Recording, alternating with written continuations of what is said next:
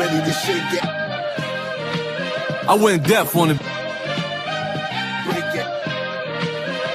Ever since you left me, more money, more cars, more shows. Ever since you left me, more diamonds, more gold, more motion, more. I went deaf on it.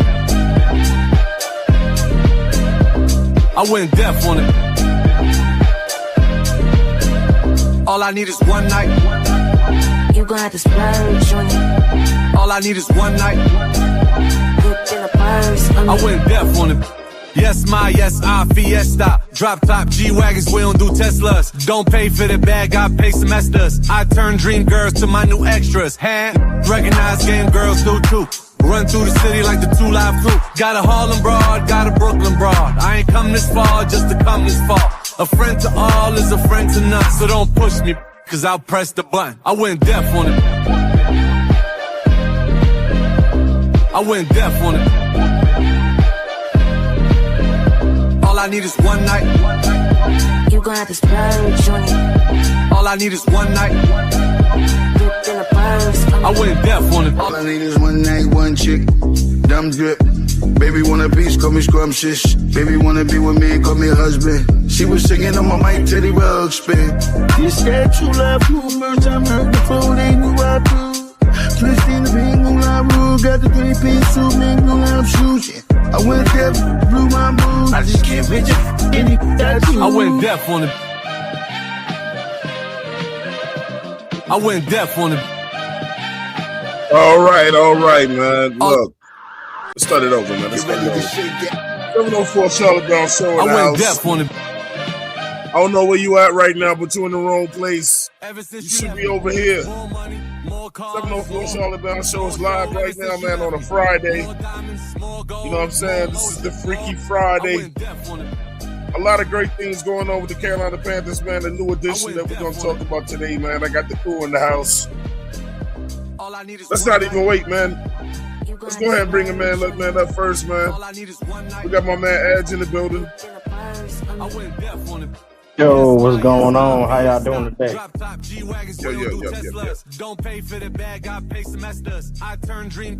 We got the blue shirt dude that's back in the building, man. We got niggas in the building, man.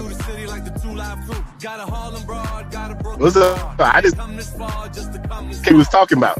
I ain't gonna be here long. I gotta get ready for this concert. Thanks for the warning. Up next, man, we got my man Shells in the building. What's going on, bro? Yeah. I can't hear nothing, but I'll be back. But yeah, what's up? Last but not least, man, first lady of the show, man. Y'all know what it is, man. Some call her Aries, some call her Claire, some call her AC, man. She's here, man. AC, what up?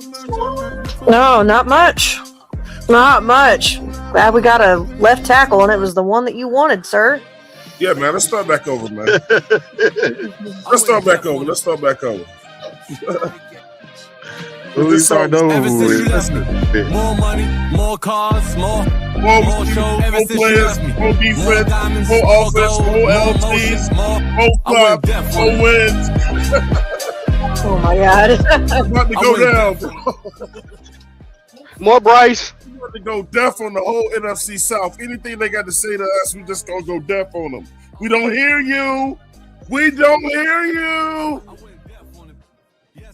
I think it's only fit, man. Oh boy. I think it's only fit to let Pop start the show today, man. With this guy, I love this guy do sometimes. I hate what he do sometimes. But Pop stands true with him, man. Hey, look, man. Look, what we gonna call Dan Morgan now, man? Well, we gotta get a new name. We gotta get a new name. Well, he already got Duffel. He already Duffel Bad Dan. Okay, wait, Duffel Bad. You can call him Dog. I was gonna call him everybody. Dan the Dog. Was calling him Lieutenant Dan. So I'm telling you right now, man. I'm promising y'all right now, man, from the brainchild of Poppin' Bullets, them Duffel Band Dan t-shirts is gonna be out within a month. I'm trying to tell you, I know y'all heard it first. I don't want to call him Lieutenant Dan because Lieutenant Dan career didn't end the way he wanted it to. You know, he lost his legs and everything. You know, I ain't want to call him that. We got look, we about to get in the t-shirt game. That Duffel Band Dan t-shirt is about to be out. I gotta get with Fiverr. I'm serious. I gotta get with Fiverr, and we're gonna figure out how to get him a cigar in his mouth, the Panthers hat on his head, and carrying around a Louis Vuitton bag because he in it. Louis Vuitton duffel bag. Got to have it, bro. From the brainchild of Popping Bullets, them Duffel Band Dan t-shirts will be out this summer. Yes, sir. So Twan, what are you so excited about today, huh? What are you so excited about? One little thing. Just one little thing, man. You know, look. Dan said, you know what Dan said, Pop? He said, Twan, I've been doing something for everybody, man. I got something for you too, bro. Right. And he reached deep down in his bag and he gave me Rasheed Walker. Mm-hmm. Yeah. Man, look, if you guys don't know already, if you've been living under a rock, Dan got in his bag one more time. The Carolina Panthers have agreed to the terms of offensive tackle Rasheed Walker on a 1-year deal per Tom Pelissero. And the reason why they're signing him to a 1-year deal is because they're going to wind up paying him $20-something million a year. Because there's not a whole lot of left tackles out there, right? Dude had a good season with Green Bay, but they just want to make sure before they totally invest in him that he's good. Well, tell the people why you wanted this player. Hey, look, man. One of the best OTs out there, as far as I'm concerned. I think he's better than Icky. I know I'm going to get some tomatoes. I know he's better than Icky. But, you know, the fanfare is going to say, oh, man, Icky been with us. I told you. And Claire knows, going back to that blue and black jersey theory, like whenever you put that jersey on, nobody else can be better. Man, we came up at OT, left tackle. He's going to protect Bryce's blind side, unfortunately. Nah, I'm playing. I don't want them to go crazy on me. But this was a big move. Man. Bro, I already know, and I was telling Nick and them in the chat, and we're going to talk about today, man, because the title of the show today is at the 19th pick of the 2026 NFL Draft, the Panthers select, and we're going to all go through who we taking at number 1. It became clear to me who I want to take at number 1 after this right here, bro. It became absolutely clear to me. Because listen to this, guys. Who agrees that, man, we could go in so many directions after this? We can. I really don't know what they going to do at that pick. I know what I want. Yeah, we can. We can go in so many different directions. It's definitely not left tackle now. This has changed the game. Dan Morgan ain't playing at all. I want to hear what Claire got to say about this, though. What you got, Claire? Let me clip the music. Let me clip the music, Claire. But you know what I'm saying? But look, we just after today, we just went deaf. We just went deaf on the NFC South. I don't care what y'all got to say. The Carolina Panthers is up. So anything y'all got to say to us, we're going to put on our headphones, our earplugs, Red Swarm, and whoever there with the Saints and the Buccaneers. We can't hear you. We can't hear you. Let's go, Claire. So it's not going to be so much about necessarily Rasheed Walker, but with what I have to say, and this is something, Twan, I know you were sick. We hadn't done a show in a while, and I hadn't been on a show, prior to us not only going on a break, but you being under the weather. Mm-hmm. But I had somebody who had people at the combine And the one thing that stuck out to me, and I didn't really get a whole lot of names, but the one thing that stuck out to me the most Talk was... to me nice, Claire. Talk to me nice. Huh? Talk to you nice? Yeah, let's go. Oh, well, the one thing that stuck out to me from what I was told was that out of all the teams, there was 3 teams in particular, and that means just like the staff in the front office, who were the most active when it came to talking to other teams, and one of them was Carolina.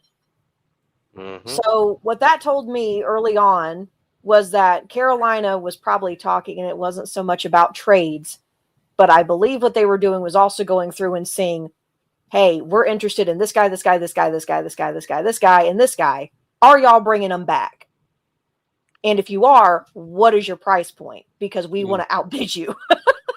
I think it's good. They had to have gone in with some kind of idea, because trading, I knew we wouldn't be trading. We're not in that. I didn't think we would be in that position. But if they were as active as I was told, then my idea is that they were going around and seeing who was going to actually be going back to teams on guys that they were really serious about.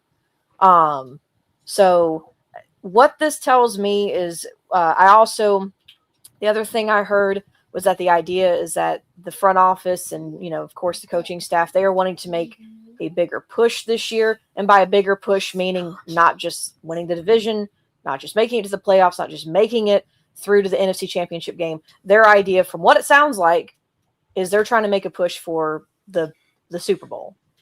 Take that with a grain of salt. Take that with a grain of salt. Don't say words like that. Don't say words like that. Bro. Well, that's just how serious they are trying to take this season. That's their mentality. That's the mentality. You know what? I got a surprise for y'all, man. I got a surprise for you. Okay. We've been talking about this brother, man.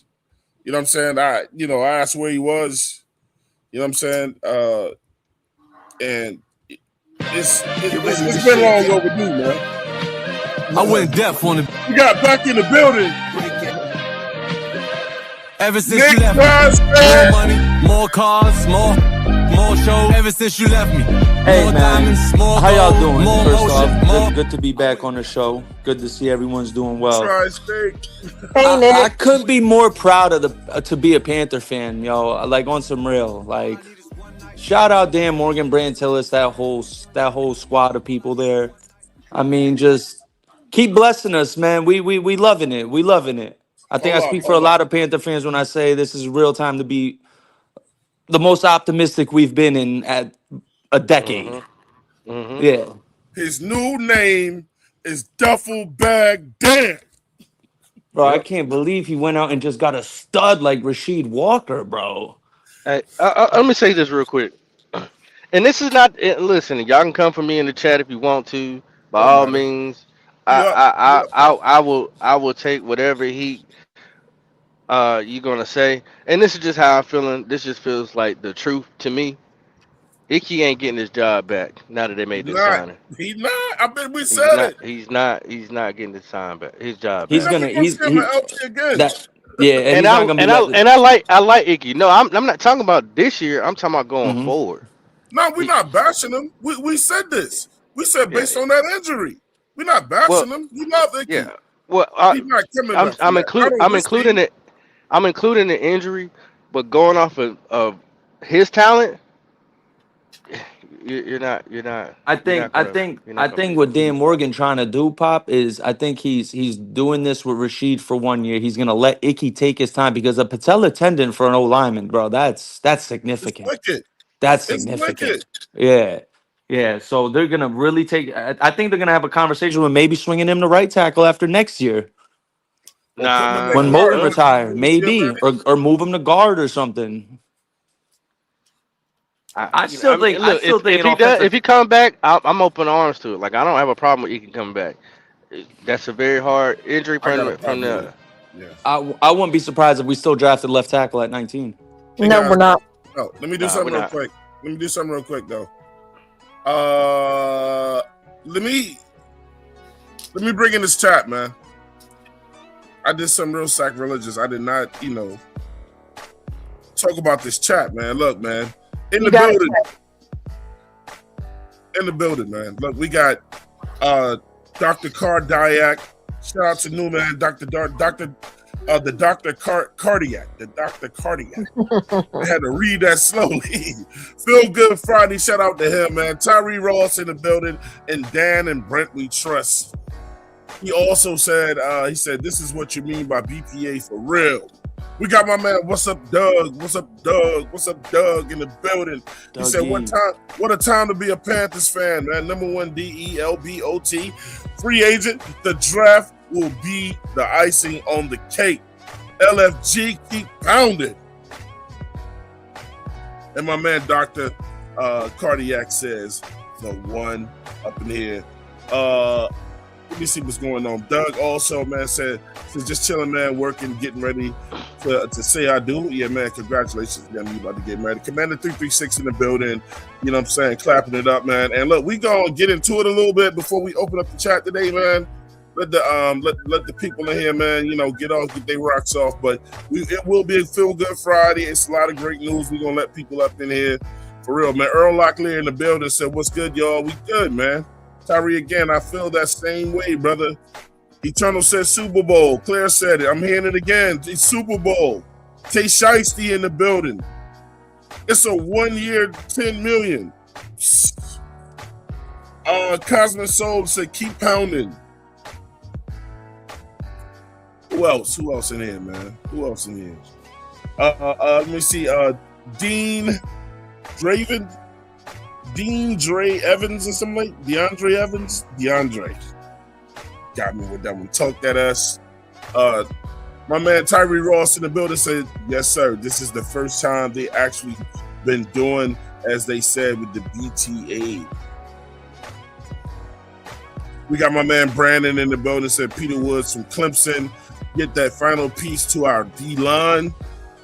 It's looking raspy, bro. We got Chuck in the building, a Chook, you know what I'm saying? He said Peter Woods, the final piece. Y'all think Peter Woods is the final piece? We'll get into it today.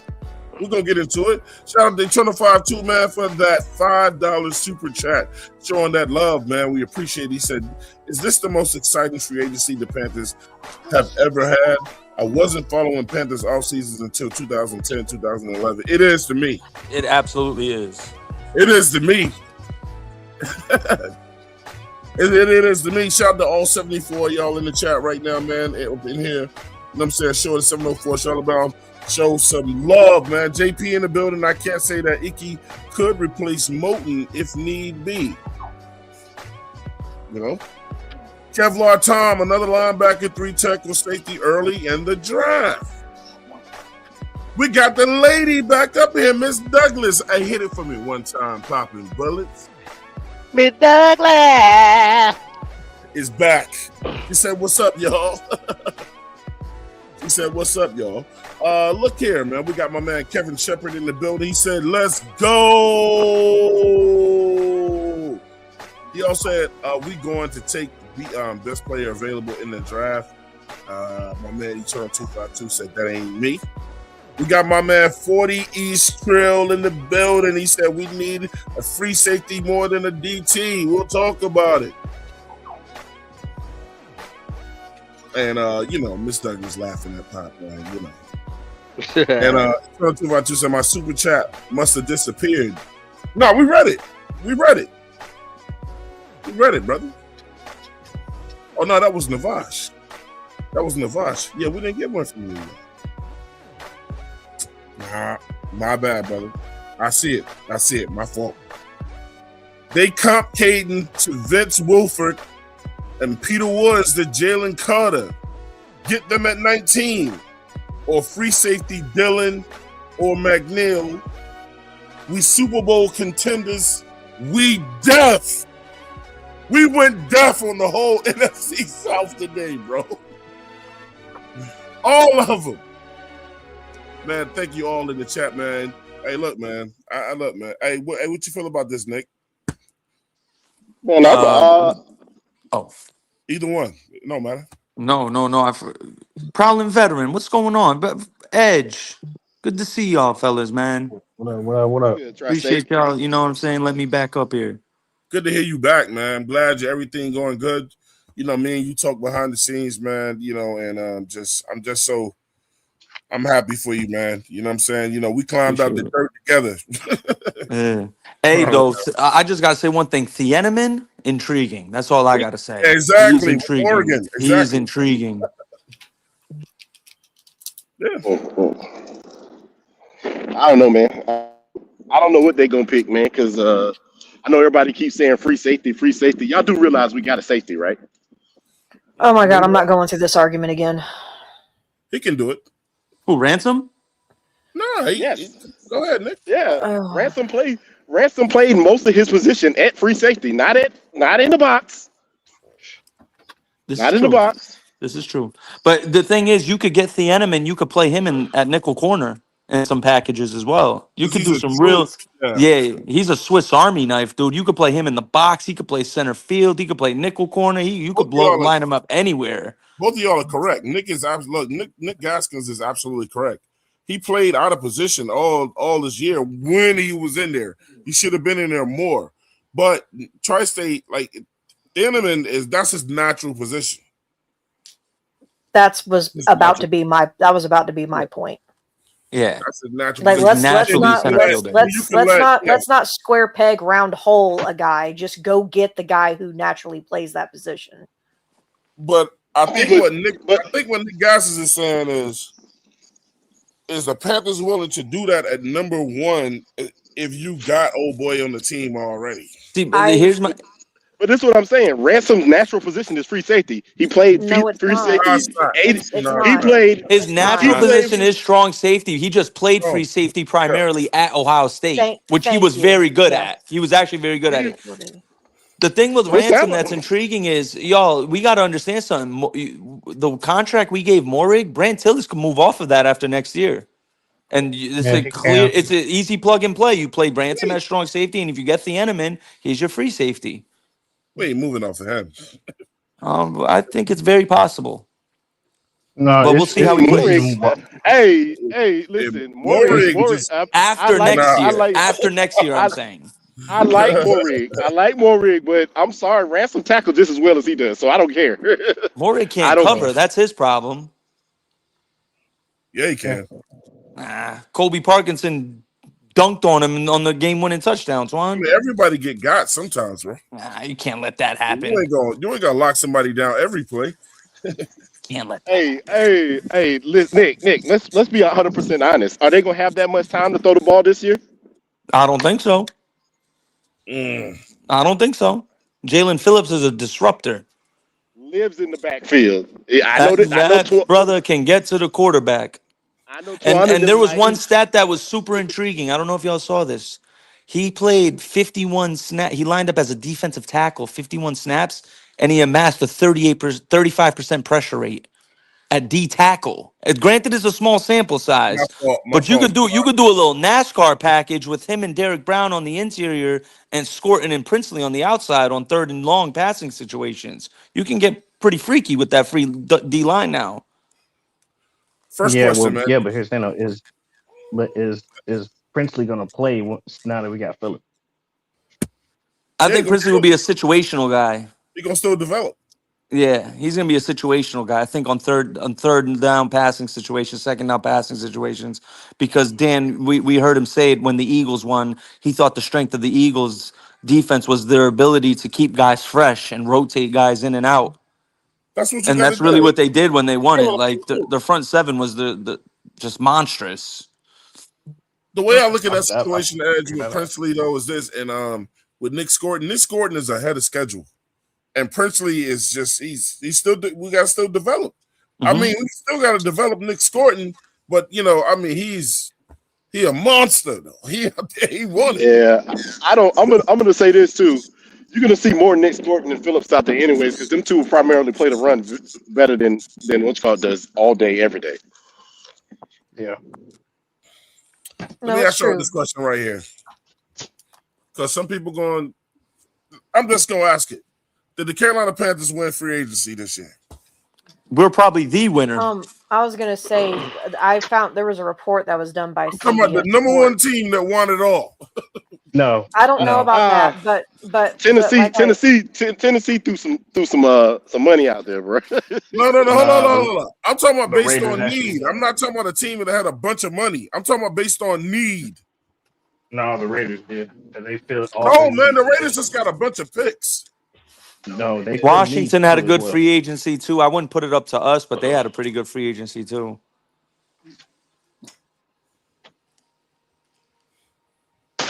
It's tough. It's tough to say, Swan, because like we got the number one Gaskins and Edge said, like those teams they were throwing around money like crazy. Mm-hmm. You know, it's just when I think about teams like the Raiders, they're gonna still do what they do. The Jets is gonna still do what they do. I don't know about the Commanders, you know, because they was good a couple of years ago. They might wild out. They revamped. You know, they got Owe, Chason, and then they added Leo Chenal. They got a nice little linebacking crew now. Chenal was for Ubu. But now they got a quarterback problem. Can he stay healthy? Yeah. That's true. That is true. Well, I wanted to bring this up earlier. It's just you know, small talk. Mm-hmm. I'm wondering if Devin Lloyd gonna ask for his number from JT. I don't know if he's gonna ask. You're gonna have to pay that, Pop, right? That's how that works. Usually, you're gonna have to pay for that. Well, that's what I'm saying. Like, I wonder if he's gonna say, "Hey, brother, I need that." I'm taking that. I mean, you can't take it. No. When we say JT, who we saying exactly? Sanders. You don't know who Latavius Sanders to get that zero from him. Yeah, Sanders. Listen, I mean, what is his third year, something like that, or whatever? Yeah. Man, but you still gotta pay all those proceeds on them jerseys. You ain't did enough to keep that number. I mean, that's just me. I'm just being, you know. Yeah, we know. I'm like, bro, I got to tell him, bro. Look, I'm me, you ain't nobody yet. I got to just lay it down. And then, and then the second thing, what do y'all think about Jonathan Brooks changing his number to 25, where he wore in high school? You cool with that? Man, hey, maybe it'll protect those knees. Don't do that. In the field, bro. Hey, I'm just messing. He's on X Factor next year. If he's healthy, he provides something for us offensively that he does. We haven't had since CMC. I mean, he does. We're putting a lot on there on him to say where he's gonna provide. I wouldn't comp him to CMC. No. What I'm saying, what I mean, AC is as a rushing in receiving threat. Like, you know what I mean? We haven't had a back like Rico. that. I was gonna say Williams would be closer to what he gives us. Who? D'Angelo Williams. So speaking of that's fair. Speaking of Mr. Rico, I think he's a little bit more shifty than D'Angelo? Yeah. No way. What? You forgot. No way. You forgot. He's more powerful than D'Angelo. He's not shiftier. D'Angelo, I just don't feel. I feel like D'Angelo, he would just turn the Jets on and you won't catch him. No, D'Angelo was shifty as hell. Gaskins, what you saying? I feel like he was I ain't gonna say. I don't feel like D'Angelo was the most running back he's had in crazy footwork. Yeah, he's probably the fastest running back and the shiftiest one we've ever had. I would agree with the fastest. I don't know about he ain't shiftier than CMC now. No, man, that's what I'm saying. Nah, I don't know about CMC now, but he up there. But he was the fastest. CMC hit you with that ha real quick. Okay, guys. Speaking of Mr. D'Angelo, not D'Angelo, Rico. You said Rico. Speaking of Mr. Rico Dowdle sent us the same message that he sent his ex-team in the Cowboys and said, yeah, he definitely got that game marked on the calendar. Like we did him wrong or something. You know what I'm saying? No, we didn't do him wrong. We did him wrong or something like that or whatever. Let me before y'all start on how y'all feel about that statement, let me go ahead and tell you something, Mr. Dowdle. Have you seen that defense? You see who we got on defense? Good luck. Just like old boy told old boy on Taken. Good luck. All right. I like his pizzazz. I like his sportsmanship. I like when guys talk like that. It only makes for a better game when we play them, and everybody gonna have to get up. Hey, Brent, good luck, bro. That's all I got to say to you, man. How you feel about that statement that he made, Pop? I mean, that's what he's supposed to say. I mean, you know what he's supposed to say. I mean, it's cool. I mean, at the end of the day, I mean, that's why I want one more piece on that D line. Like I need one more monster beside Derrick Brown. That's all I'm asking for. And I would the hell up. Yeah, but I don't. But listen, but you talk about a room that's already full. And we got some new people. Not necessarily. Shout out to Ahmed Shaban. He said, "Who DF is our safety?" The same two safeties, Morig and Ransom. We're gonna definitely get another one in the draft, man. I don't know what number, but Eternal 252 said Ransom cover grade is not good. Nick, he said Nick Gaskins is being cheap. Actually, that's because he didn't have to cover most of the time because he was putting people down in the backfield, coming from the free safety, the free safety spot. That's facts. So learn because you forgot he was the top tackler in that year. Top tackler. True, but we need somebody who can. He said, "I want Sadiq." Hey, Anthony, hit the link, bro. Hit the link. Oh, it ain't out there yet. So I will put it out there in a second. But he said, "I want Sadiq, man." Claire, did it bother you about what Rico said, or did you just look at it as sportsmanship and look game on? I mean, personally, I didn't hear what he said, but just hearing what you said just now, I marked that game on the calendar. I mean, cool story, bro. Same thing he said to Dallas. Okay, well, and that's what I'm telling you. My response would be, "Cool story, bro. We'll see you then." Exactly. That's simple. I mean, listen, he should have realized it wasn't going to happen. You can't pay two running backs. Yeah, you can. We just didn't want to. Not at the same. It ain't smart to pay two running backs at the same level. Yeah, we did it. We did it before. We done it before, and it was that in it, and we paid for it for a long ass time. I don't think Dan done though, man. No, get me Njoku. I'll cry if he gets Njoku. I'll cry.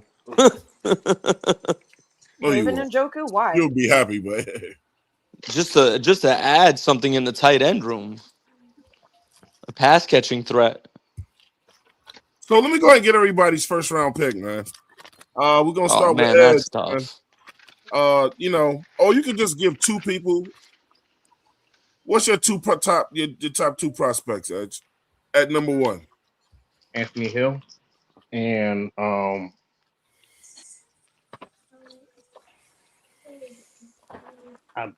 only person I can really think of is Anthony Hill. In the first, bro, we need a linebacker, bro. We only got Devin Lloyd for a year, bro. We need a linebacker that's going to be here for years to come. No, we don't. We got Devin Lloyd for 3 years. I mean, what? You dropped the news, man. Right. I mean, $45 million.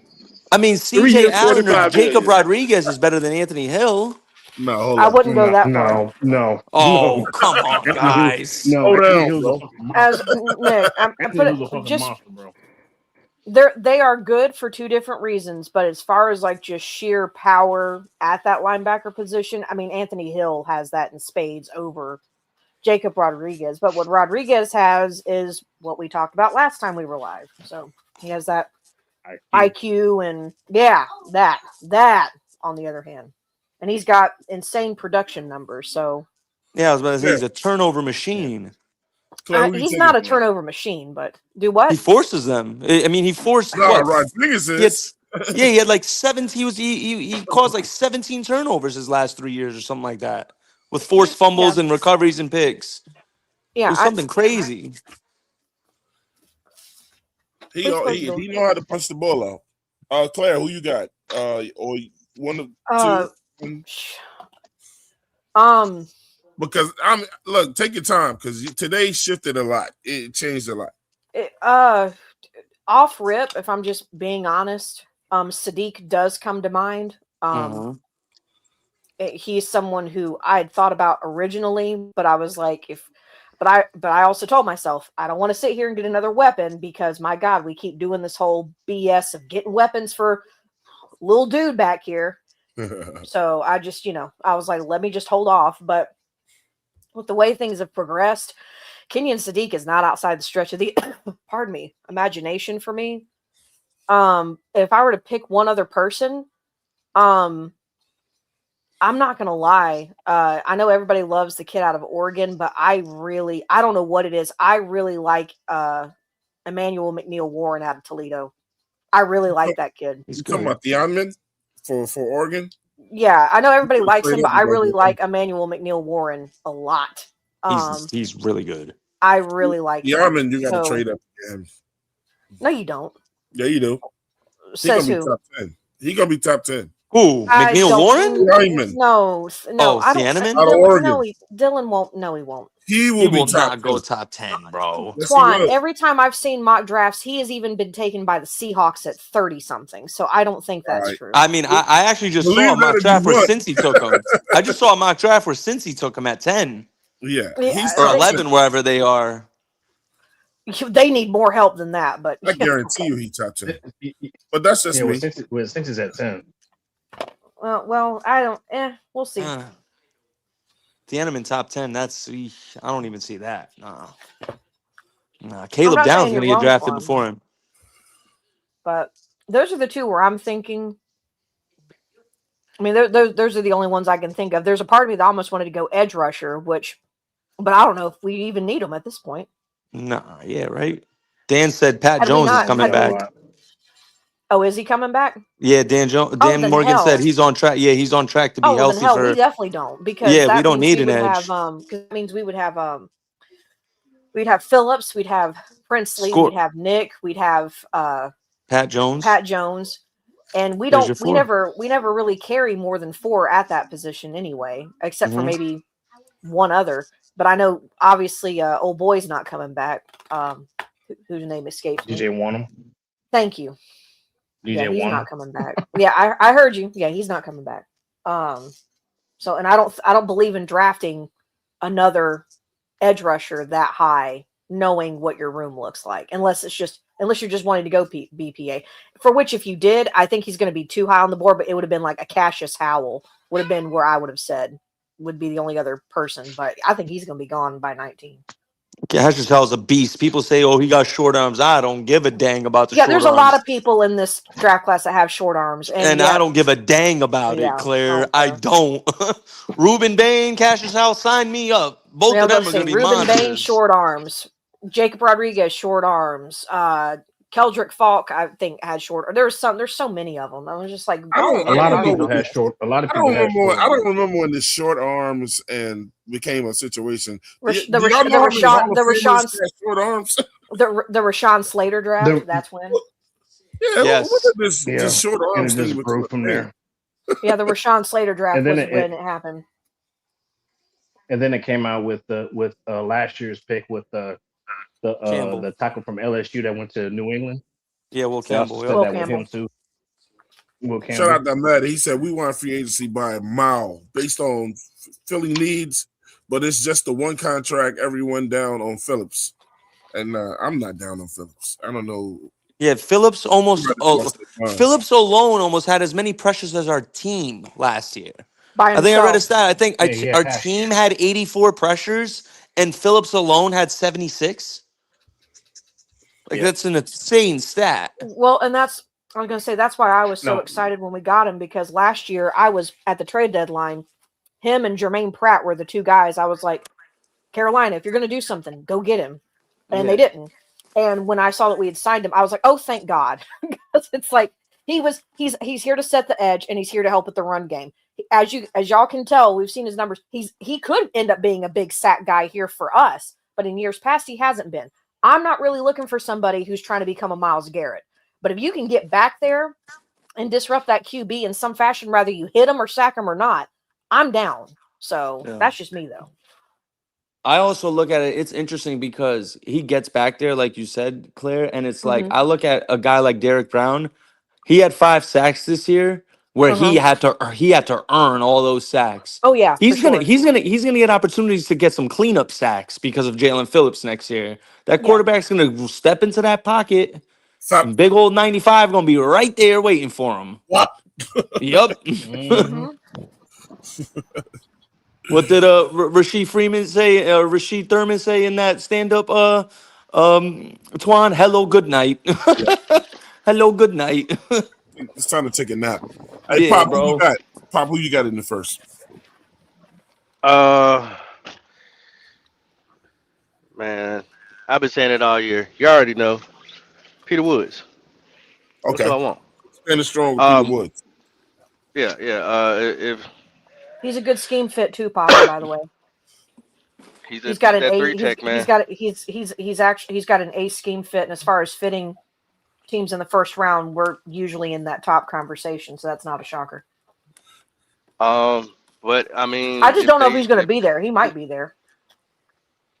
He might. If they decide be there. If they decide to jump up there because they're in love with who I think they're in love with, you know, don't be surprised if Rodriguez is who they go get. I don't think they'll do it in the first. I mean, look. Yeah, I mean, look. If they get Rodriguez, I'm not gonna be mad. If they get Anthony Hill, I'm still static about it. As long as it's not as long as it's not an offensive weapon for him. As long as it's not an offensive weapon, I think Anthony Hill has a good chance of being there at 51, and that would be an absolute steal. Nah, that would be a steal, bro. I'm seeing mock drafts. He's going in the third now, Twan. I'm seeing him go drop to the third in some mock drafts. Anthony Hill? Yes. Nah. Yes, bro. Nah. That's a bunch of dudes in a basement. The farthest I've ever seen him is in the second. And that's I've never seen him outside the first round. I have. I've seen him go, but he never makes it. He never makes it past 40. In the ones I've seen, he never makes it past 40. When y'all say mock drafts, are y'all talking about credible ones or just? I'm talking about ones where people. I'm talking about ones where people who are like on the. I was going off that app I sent you, Twan. That Stick to the Model app. Oh yeah. That GM app. He's there, and he's there in the third round in some mock drafts I've done. You know who I'm gonna send that to? If he ain't look, man, I know Edge would love to play around with that. Oh yeah, Edge would go crazy with that. Yo, Edge, he got this app he sent me where you can just like you're literally Brant Tillis, bro. Yeah. You're literally Brant Tillis. You could restructure all types of contracts whatever way, and then go into the draft. And then go into the draft. Yeah, it's lit. I'm gonna send that to you, Edge. You should have fun. Yeah. And then we'll put it up live and see what I was about to say, boot that shit up right now, Twan. It's nasty. It's nice. Yeah, we could do that. Hey, listen. My number one pick, man, it changed after what we did today, man. One of you have already said it, though. It wasn't me. One of you have already said it. It's Sadiq, ain't it, Twan? I'm 100% taking Kenyon Sadiq. Oh, so it was me. I said it. Okay. Yeah, I'm with you. It makes all the sense in the world to me, bro. And trust me, when I say, like, get him, it ain't for no Bryce Young. It's for the offense. Yeah. It's just for the offense. But let me ask you this. Though. Yeah. You say Kenyon Sadiq. Right. But at the same time, we don't use tight ends in the offense. Exactly. That's what. We're going to use tight ends. We can line him motherfucker in the slot. And I got to tell y'all something. I'm not moving him in the further into that. But do you think that Pop, you know, like I told y'all, sometimes we disagree on things, you know, like when we debate. And like sometimes like people will feel one way, the other person will feel another way. But one thing I always tell people to practice is when you hear somebody say something that you don't agree with, you know what I'm saying? At least like put it in your head, think about it, and then go study it or something like that. I want to give Pop his credit because Pop made me rethink the situation at offensive coordinator, man. I don't like the dude, but I'll even give Nick Gaskins credit. I ain't seen what he got yet. But just like read me doing my homework on the dude that's going to be helping him. And yeah, who knows, man? Who knows? It can only be better or worse. Yeah. Yeah, I mean, it can only be better or worse. You know what I'm saying? That's all you got. And then who knows? He might make better calls than because listen to this, and this way y'all have to give me credit. I'm hearing more and more people, Nick Tri-State, say what I've been saying about Canales since he been here. The dude was too conservative. He removed them. He pretty much all but told us that. That's why he removed himself from the situation. He's too conservative. Well, another way you can think about it too is like I know people say that. That's he's your head coach, and I get that. But he ain't no OC no more, man. I don't know what he was doing at Tampa Bay, but it was good over there.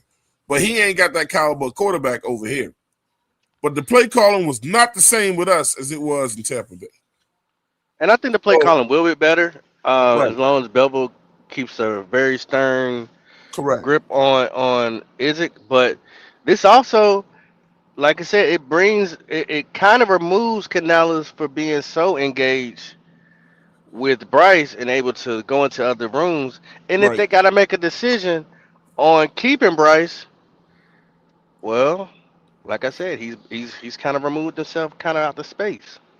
He can, he can have a different look per se on what's really going on and see it from his own perspective because he's sitting back now like, because you can't see all that when you're looking down at the call sheet. Right. So yeah, man. I mean, I can appreciate that, Pop, and anybody else who said it. Yeah, man. It could be good, man. It could possibly be good. I know Claire also told me that Bevel was here to help him. It could be good. I just don't understand why he don't have a job, but it could be good. He probably didn't want it. Yeah. Why would you turn down an OC job, bro? He's been an OC. He's already been there, done that. If anything, you're advising a guy on this, he's probably getting paid more to be, a babysitter. He's probably getting paid more, bro. Like straight up. Nah. He's been in the NFL for a long time. Like this is probably a little bit more chill, a little bit more reserved. He's still making millions of dollars. Like, and then he ain't gonna be all on him. So like, and then who's to say he wants to actually be the one hands on with Bryce? No. See what I'm saying? So I mean, there's so many different angles you can look at it. But also, let's not reach for no safety, man. This is a deep safety class. We don't need to reach for a safety. And everybody horny for a safety. Are you guys look? So who would be interested in waiting at safety and picking up Buck from TCU? I know he's older. I don't want to hear nothing about his age. Like I said, you're talking about Buck Clark? Yeah. Oh, you said Buck. I was confused. I was like, who is Buck? Buck Clark, TCU. I mean, I wouldn't mind waiting. I wouldn't even mind waiting until a little bit later and even going after Taff. Yeah, I mean, you don't have to reach at all. Yeah. Yeah, I'm not doing safety in the first round. No, not in the first round. No. I mean, it's something that I've thought about. It would be. I'm not going to call it a luxury pick because your first pick should not be a luxury pick. It should definitely go towards something. Hey, I got a name for y'all at safety. Genesis Smith from Arizona. How y'all feel about him? He nice. Yeah. Or Kilgore from South Carolina. He was supposed to come out last year, though, and then he went back to school, though. Yeah. This is a loaded class at safety, man. That's what I'm saying. You don't have to reach into all of this. I would, and I'll even go as far as saying I would even wait until because he'll be there in the 4th or 5th. But I love that kid out of Iowa still, the one that he's played nothing but pure nickel safety and pure nickel corner, which is something we've needed. I love Xavier Nwamka. Like, he is awesome. And for him to be a nickel, a pure nickel at 6'2", oh my God, say less. Shout out to Pickle. He said, I got Walker. I predicted this. We got, let me see some of the people in here. Sean McCrary, free safety linebacker or OT in the first. We need Walk at free safety, but we don't got to give him in the first round. Swan you could go second round. I got a name out there to throw. It's interesting because no one's really said it, and I'm only saying this name because if the board draft night falls this certain way, and it's Avion Terrell. I think he'd definitely be a good option if the board falls that type of way. Like if Sadiq isn't there, if all these guys that like if Sadiq and Thieneman and Peter Woods aren't there, if Avion's there, I mean, we do need a nickel. And I know JC's great and all, but them concussions and stuff, God forbid, that he's one or two away from having to call it, hang it up, bro. You got to be prepared for anything. Buddy Knuckles said we're getting K Klubnik at third string as a camp body. God help us all. He might be better than Bryce. All right, bro. I'm just looking at Bevel's coaching. Man had 15 years as a fucking OC. God damn. Yeah, that's what I said. JP says Sadiq is probably is athletic enough to play the slot though. He is. Yeah. Man, that dude just makes sense to me, man. I mean, but look, Pop makes sense with the DT pick. I'm not gonna be mad. We're all just saying what we would personally want. You know what I'm saying? But it's a lot of players that we could get now at that pick that I wouldn't be mad at. Let me ask y'all this: when Bevel was calling plays, what tight end really shined with Bevel? Have y'all checked that out? Nope. He was on the Miami team. So Bevel's had to 2025. I know where he was at. That's not what I asked. Yeah, no. You talking about old boy? I forgot Waller. Yeah, he had Waller moving. He had Waller going. Yeah, man, Waller was putting in work. But also, he had Tua. He had Tua freaking on an MVP run. Tua led the league in passing his first year as OC. I didn't say nothing about quarterback. I said what tight end. Y'all wouldn't have told me that he was in the league. I literally, if that's all you got for me, then no. Waller was you might can say like Waller was like small. That dude was getting it in with them, bro. You're missing the point. Out of 15 years, if all you can give me is one tight end, I'm good. All right. Well, Sadiq but he was in. Let's look at the situations. He was in Minnesota when Favre was there. I don't even remember who their tight end was. And they were a top. And then he was in Seattle. Seattle never really had tight ends either when he was there. They were a top 10 offense from 2011 to 2017. Then he was offensive coordinator for Detroit in 19 and 20. He was with the Jags in 21, and then he was with Miami from 22 to 25. He became the interim head coach in Jacksonville too. That was the Urban Meyer year. He was the interim head coach. He had to take over for Urban Meyer when Urban Meyer got fired. Urban Meyer got fired. Mm-hmm. I risk my case, Your Honor. Yeah. Yep. Shut up, man. He said Baker Mayfield is great, but what case did you make? Out of 15 years, if you can only give me one tight end, I say no to Sadiq for me. Okay, but Sadiq is a beast. It ain't about what was Bevel he a Talo? Was he a Talo? No, I understand what he's saying. It ain't what Bevel has done in the past with tight ends. It's what he can do with them now. But maybe it's a situation. Oh, okay. You ain't gonna pick up a Keon Sadiq unless you're gonna use him. And no, okay. Matter of fact, how about he doesn't use them?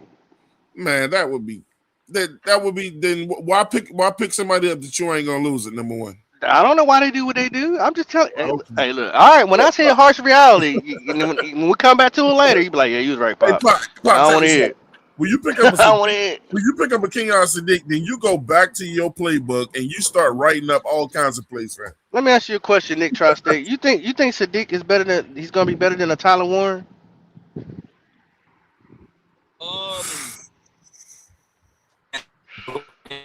But that's two different types of tight ends. No, tight end is tight end. Tight end is tight end. No, it's not. No, it's not. Here we go. Because that's like saying wide receiver's wide receiver. No, you know, quarterback is quarterback.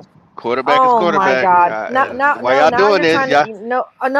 Because I'm gonna do it. Oh, I'm doing it now. No. Because if that's the case, then every wide receiver is a wide receiver, and you know damn well that's not true, Pop. No, it's not. Don't you finish that sentence? No, it's not. Okay, then I don't want to hear anyone say that we need to pick up a running back who can also receive, because guess what? That's not what running backs were ever meant to do in the first place. So I don't want to hear another person ever tell me that. Been messy because he don't want him at the number 1 pick. That's why he's been messy. But I've gave you so many different things. I said the coordinator doesn't use them. I honestly don't think we need a tight end. And then 3, I think we're overhyping him. He didn't have Tyler Warren numbers. He didn't have what's the other tight end that went to the Raiders? Brock Bowers. Brock Bowers. He didn't even have Harold Fanning numbers in college. What are we talking about? Whatever. Keep the glaze. Yo, y'all can hear me now? Yeah. Oh, all right. Real quick, to answer your question real quick, Pop, I think as a receiving threat, I think he can be better, but as an all-around tight end, I don't see it, because Warren is a force in the run game as a blocker. Like, yeah, I agree. He really is. Yeah. It's the same thing with looking at Colston Loveland or Tyler Warren in this draft. If you line up in the 12 personnel, and no offense, but you don't want him on the field if you're lining up in 12 personnel. Hey man, we got Panther Pickle in the building. What's that? Yeah. Come on, Pickle. Because if he has to stay on the edge and help the right or left tackle block, or even a block on a blitz, chip on a blitz, you got to ask yourself, can he do it? 101 people in the chat right now watching us live. Make sure you guys hit that like button. We need 101 likes, 102 likes now. We need 102 likes. Hit that like button right now, man. Help the algorithm out. You know what I'm saying? It is important that you guys hit that like button. Just go ahead and take time to do it right now. We'll wait a minute and wait for you. Hit that like button right now. You're enjoying the content? Hit the like button. Tell somebody to subscribe to the channel. Share. If you think the show is great, man, share the show with your friends, bro. You know what I'm saying? Send them the link. Say, yo, check this show out. Boom, boom, boom, boom, boom. This is a guy named Pop that be up there talking crazy. This dude, it makes sense. It makes sense, baby. You know what I'm saying? This girl named Claire she be doing it, Let the people know, man. Hit that like button right now, man. Show some love, man. Show some love. Go ahead, Pickle. Yeah. I personally don't think we'll go tight end at all in the draft, but a lot of people have a desire for a tight end. So, and what do I know? I never thought we go get John Michael Gillenboard last year, and we did. So, there's some good tight ends in this draft. I think. I don't know what Canales' or Isaac's idea for a future tight end is. So it's hard to predict what type of tight end to go get him. Not a balanced tight end. Not to cut you off, Pickle, but look, let's just go live. It's like 8 minutes. New blueprint drop with Devin Lloyd, with Lloyd hitting the building. Let's check it out real quick, guys. NFC South. Let's get to the Panthers, because I think it's safe to say they have had the most eventful free agency thus far. It's a ton of work that really never stops. We're evaluating everybody in the league throughout the year, so it's a continuous process of just evaluating everybody and then identifying the guys we think will help us the most. The cool thing about it is, that you're building your team, and it's very exciting, and everybody's trying to make their team the best it could be. Looking at Piccolo position, we need to get some more playmakers, some more toughness, more football intelligence, more range to make plays and cover up the field. I think a lot of it just starts with just clear communication of the coaches and us going back and forth on what they feel they need. So inside backers, I think we need a alpha green dot. Dan really challenges us in terms of how are these guys going to fit in our schemes and how are we going to use them. Lloyd certainly is a upgrade, big time upgrade, and a guy that can run the huddle and run the defense. and be a hell of a playmaker. Devin Lloyd, big time deal to join the Panthers. 3 years, $45 million deal. Had a couple layovers. Feels good out here. Nice. 2-4. Okay. Welcome to the team. Welcome to Charlotte. It's a wonderful place to live. Yeah, when I got the call, honestly, I mean, Carolina was really always that team, to be honest. Yeah. So it wasn't as much of a surprise. It was more so North like, Carolina has we're doing this. Backup. No, I was ready. Extremely athletic. Anything that you are looking for that position in terms of he runs very fast, he jumps really high, he's got explosion, he's got quickness, he's got all the physical attributes. 4 quarters! They got to deal with us! 4 quarters, man! Dominate your matchup! Talk about the captain of the defense. He's going to be running the huddle. It starts right now! Believe it! Believe it! He's going to have enough ownership of our scheme to get us into the right call. And then what you see, what he does in terms of how he plays, how he tackles, how he can take on linemen. I'm hunting that ball, bro. Attack the ball! Our run game is going to be enhanced by how he's going to play downhill. He can be disruptive as a blitzer, and he can make plays. Hey, Claire, did you hear what I just said? What I just heard? Yeah. He said, and that's good news. He said that he's going to be in there to get those guys in the right play. Mm-hmm. It sounds like if Evero calls the wrong play, he's giving him the green light to audible. So I love that. Well, he just said he's going to be leading the. We talked about this last time. Here's our green dot guy right here. This is him. This is him right here. He's also said since then that he plans to meet with Thomas Davis and Luke Kuechly and Dan in the film room a lot this offseason. He wants to pick their brain and know what they know on how to scout. That's a good thing, but he should have been doing that, But I'm glad he's changing. Yeah. Right, but with the Jaguars, he didn't have nobody smart enough. He's talking about Devin Lloyd. Oh, okay. I got you. Not Evero. Oh, right. Let's go. Is in coverage. I think everybody's going to talk about the 99-yard return. Ball's intercepted. The ball is picked off. Are you kidding me? Devin Lloyd bringing it back again. Touchdown. Devin Lloyd with the length of the field. Little did I know he'd be on our team when we were watching that play in person. Hey, man.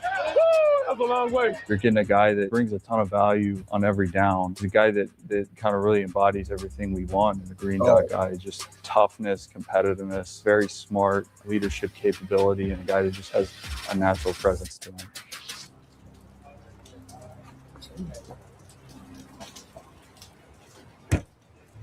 I got him in the gear already. Oh, good time. How you doing? Yeah. Got some gear. Yeah, I know, right? It's a little chilly out there.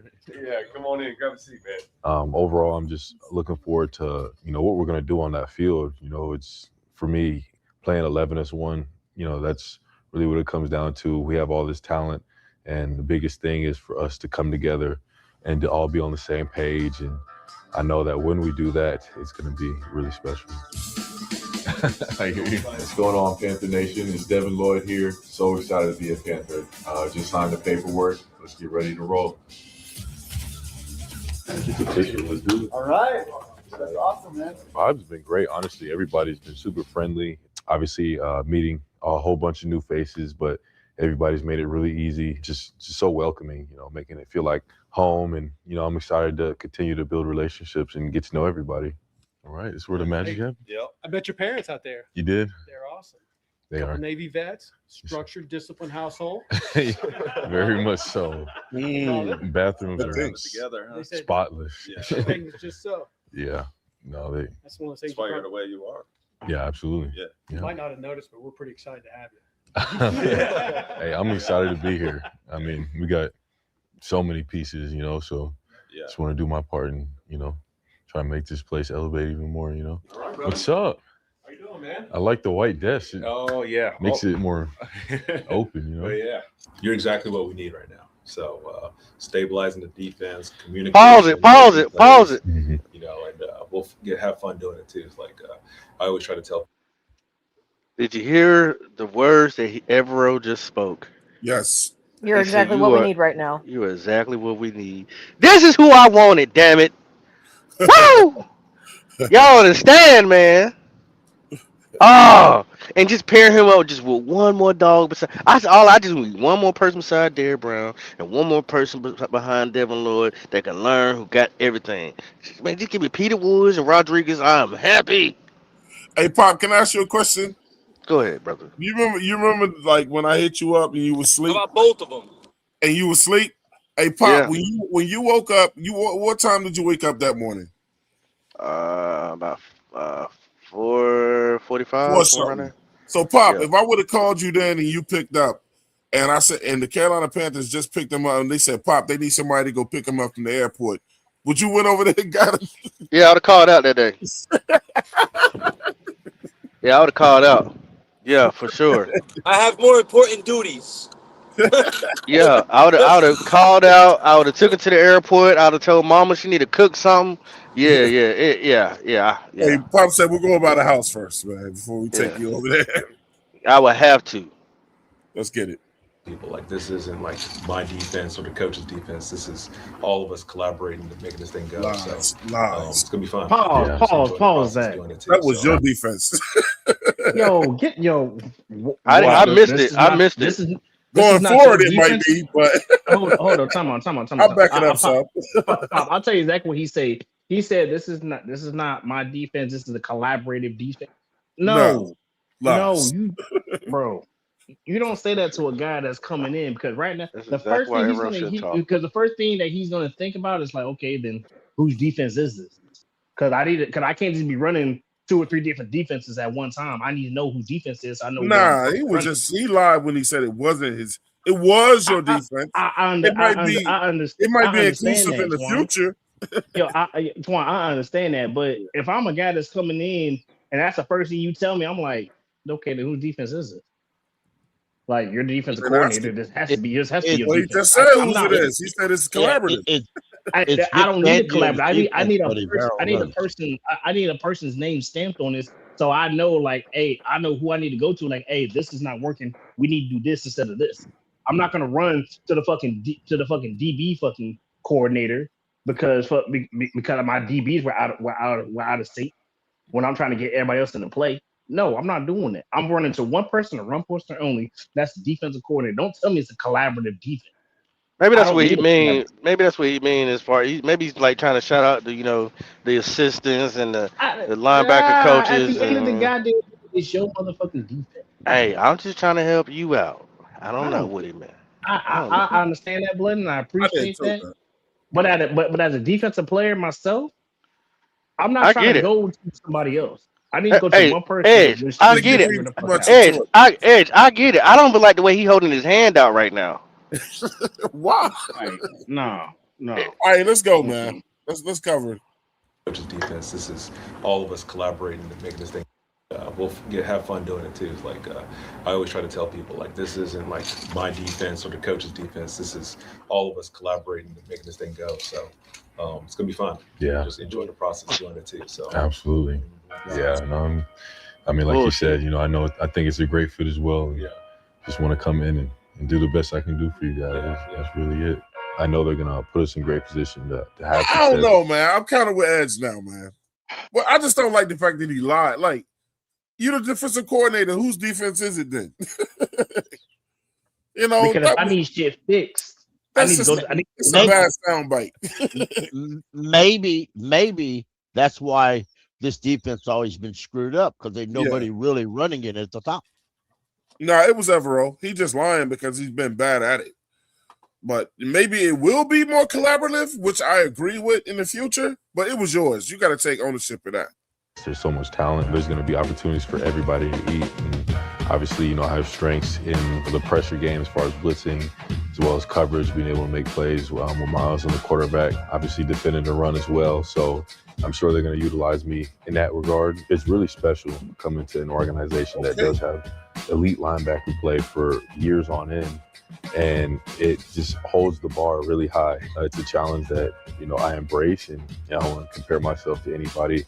All those players are great players, Hall of Fame players, elite players in this league. And so for me, it's understanding that I have those resources, and I absolutely plan on taking advantage of those guys, because I know that they're great men and they want to help, and I want to get better. I want to get better so that I can be on that level one day as well. Man, I believe you will, Devin Lloyd. I think you will be the next Hall of Famer. Oh, there's Jalen's. I just saw Jaylen Phillips' thing.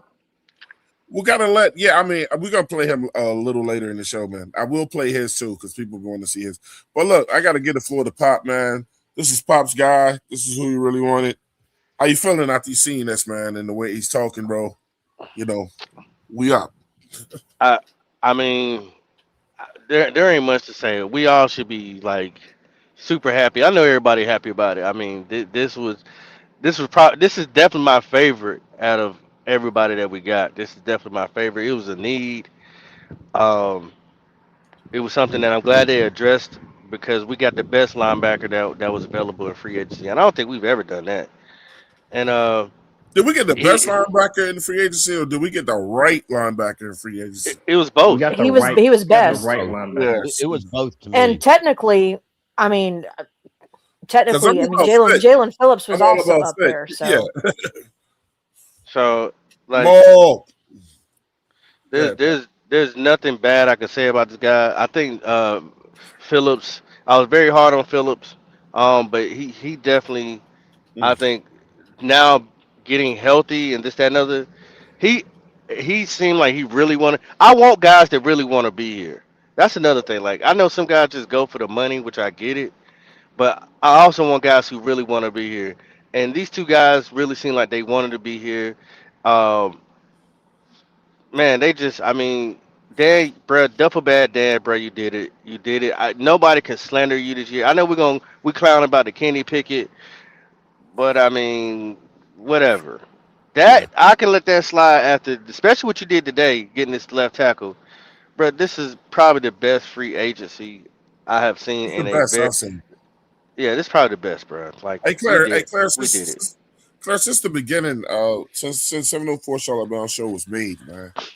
You know, one of the things that I've always preached is that when Carolina starts doing the right things and showing up on the field and playing the right way and winning, I've always said that's going to attract people to say, I want to go to Carolina, because for so many years, guys was like, what am I going to go over there for other than a paycheck?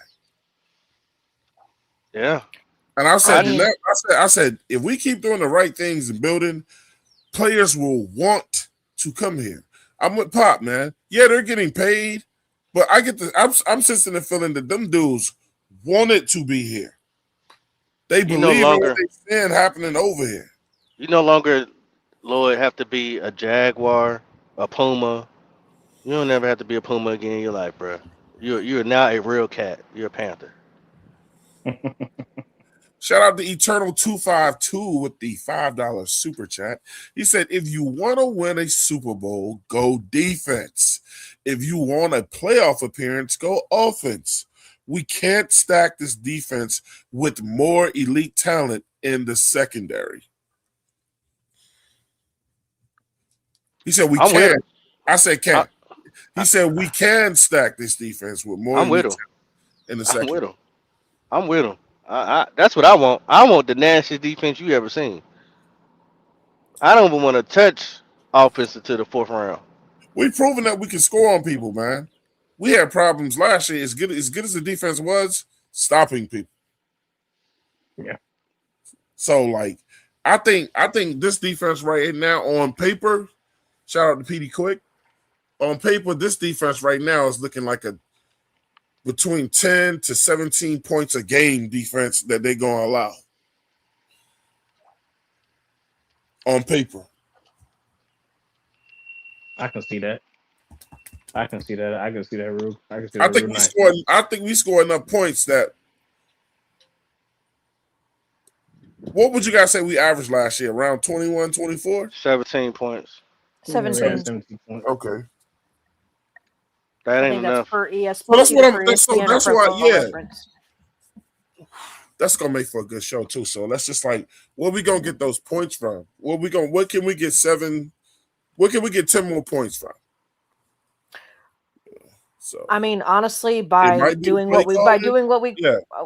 Well, I think Go it's by ahead, doing go what we couldn't do. It's by doing what we couldn't do last year, which was get pressure, quarterback hits, sacks. I mean, that's I think that was the ultimate deciding factor even last year of having the difference of an average. I think if you want to get technical with it, I think the actual thing was like 17.7 points was the average. I don't know why they bother with that damn decimal, but anyway. Ray in the building, Yogi. But personally, I think that, and I think in takeaways we weren't the best either, which is part of that secondary. But I know where we were the lowest in by far was definitely in that pressure rate, the sack rate, and then quarterback hits, things of that nature. We were between 30 and 32 in those categories. So that's definitely going to help. And I think part of that is definitely you're getting a linebacker to help. We've just got more edge rusher help. I don't think we'll get another edge rusher in this draft. But I think that, and kind of where Pop's going with it, you could go D tackle, which there's a lot of good D tackles this year. I ain't mad at Peter Woods. Trust me. I'm not mad at Peter Woods either. I wouldn't even be mad at his what's his running mate? What's his damn name? TJ Parker. That'd be historic if they did it because he never drafted a Clemson player. Woods. I'm gonna be the first to call Pop and look, man. I might drive the Charlotte. Let's go get a beer or something like that, man. Something to chill with. Hey, Ray's in the building. He got a question for you, Claire. He said, "Yo, Claire, who is this Panthers team? This free agency has been crazy. Never seen us been this active and spend that type of money." Oh, I responded to him already, but not verbally, but I responded to him in the chat. Right, bro. It's not the same. That was my response. It's not the same. It's really not. We're putting the money in the right people. I've never seen us do a free agency like this. I was asked yesterday on the pod about it, and I said I do think this is the best free agents that we ever had. Now, if we go out and win one game next year, then it's going to take that good free agency all to hell. But the pieces are there. We just have to put everything together and win. And Pickle, they did it at the right time too, because you're right. We know who we're going against this year. Yeah. This ain't. If we had this type of free agency last year, oh my God, boy, I don't even know what this. Without a. Oh man, look, sky's the limit. But this year, the competition has went up. We all know we playing the number ones in every division, or whoever it is we playing against. We're playing the best ones, in their divisions. We can't. You can't come in here half-assed. Absolutely, I love it. You want some playing time? I love it. Shout out to Ringo from Ringo. He said getting Walker for $10 million was a steal. Yeah, it was. It was a fucking steal. Yeah, it was. He was. He was my future left tackle.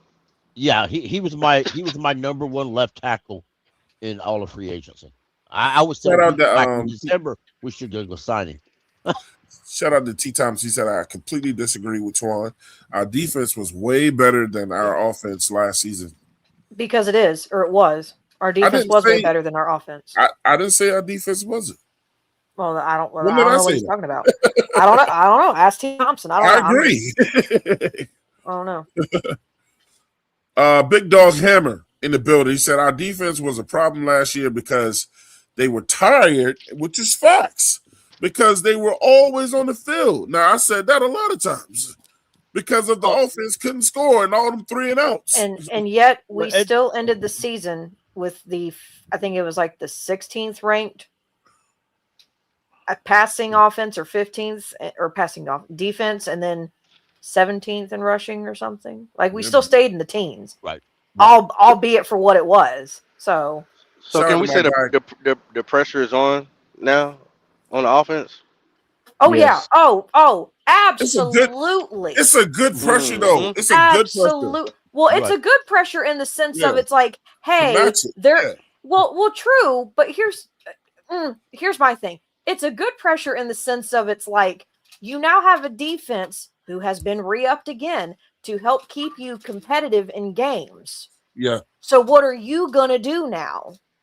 Because if we keep getting you the ball back and you don't score, well, that's what I was about to say. That's where I'm kind of at with it. It's like we can give you the ball, we can, and this is an exaggeration. So when I say this, just understand that we could force 8 turnovers.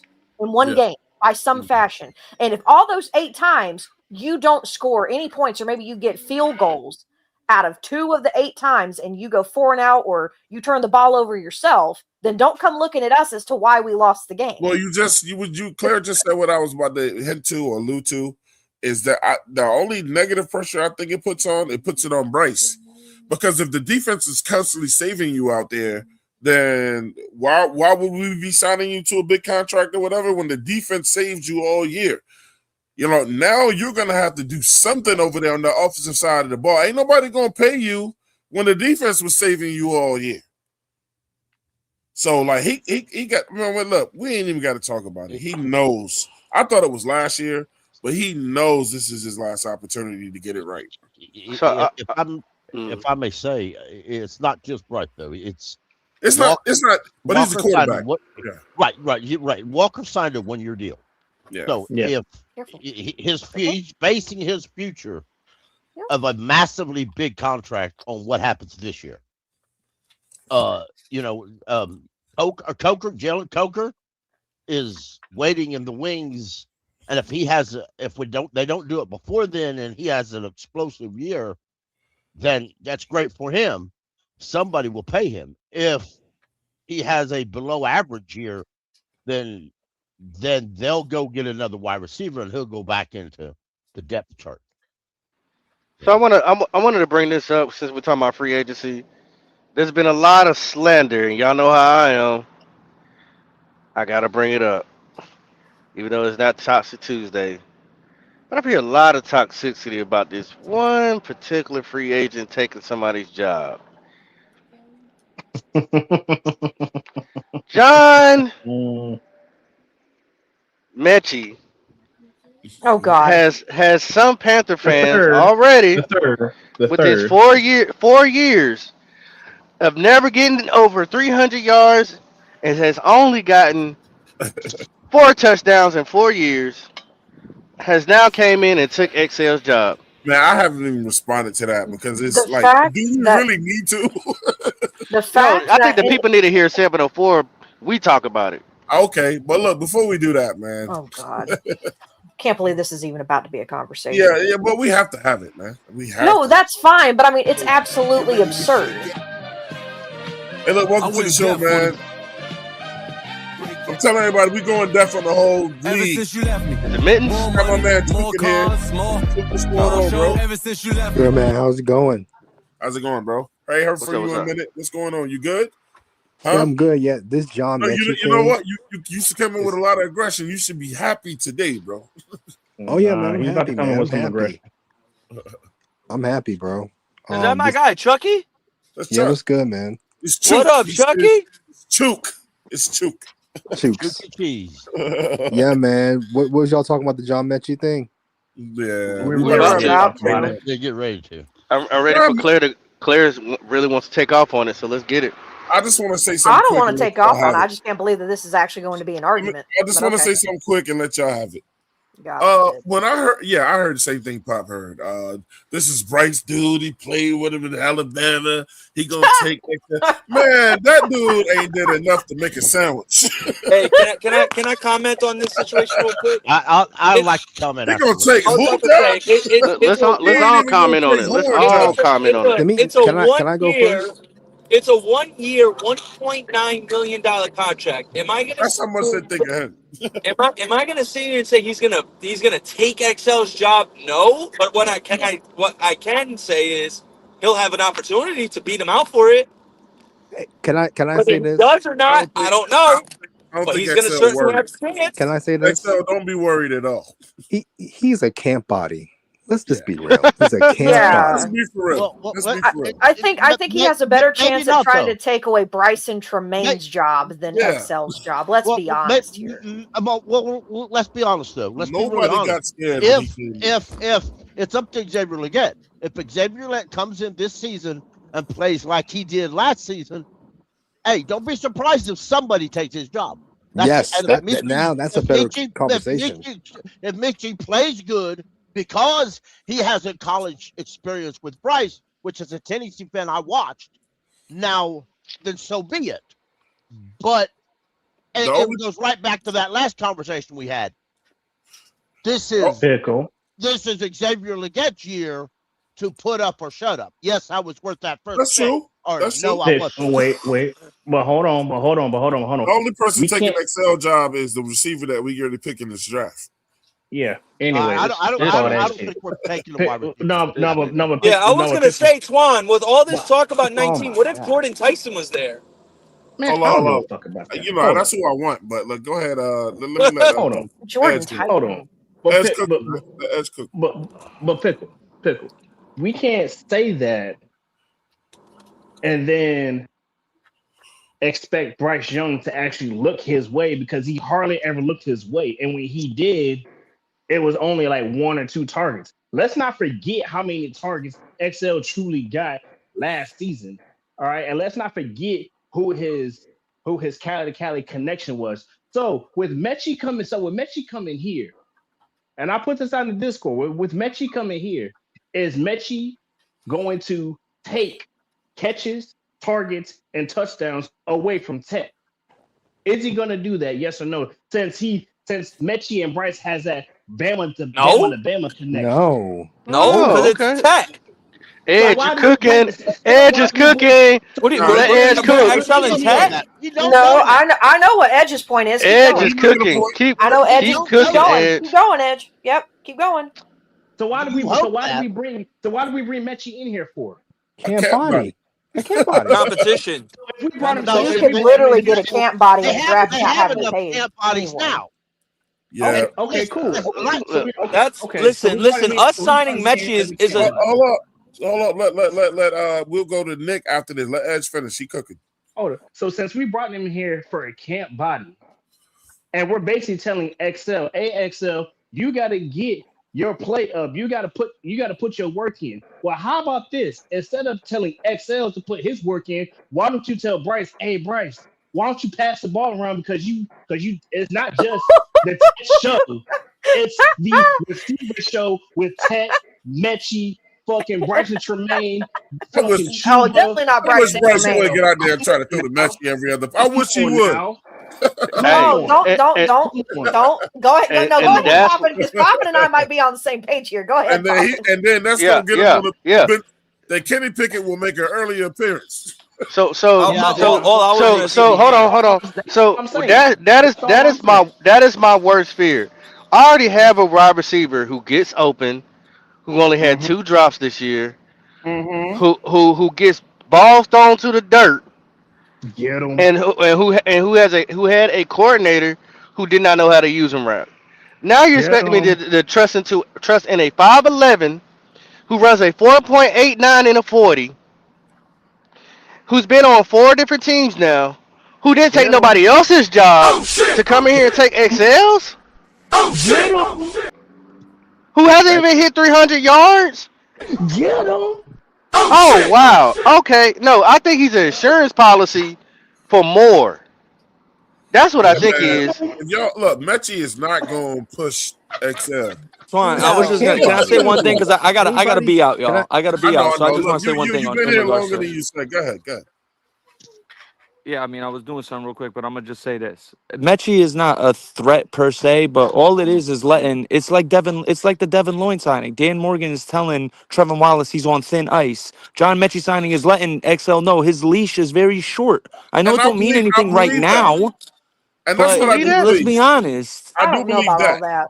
I don't know. I guess XL is some god, and I don't see it. Exactly what I said earlier. Sometimes when you start bringing a lot of guys in at your position, you will get you'll be like, "What's going on here, bro? What y'all doing?"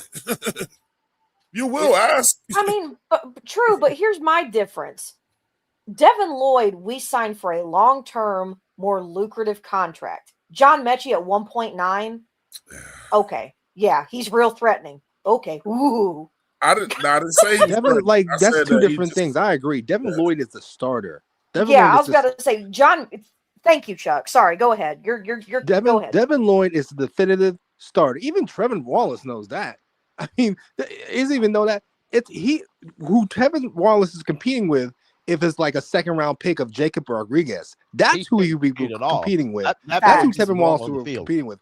John Hey, look, Metchie man. is, even I'm a Bryce supporter. John Metchie is a camp body, like the Forsyth dude. He's a camp body. He's probably not even gonna make the team. He gonna get horn minutes. I'm just shocked that people are so horny just because they played with each other 5 years Remember I ago. said it.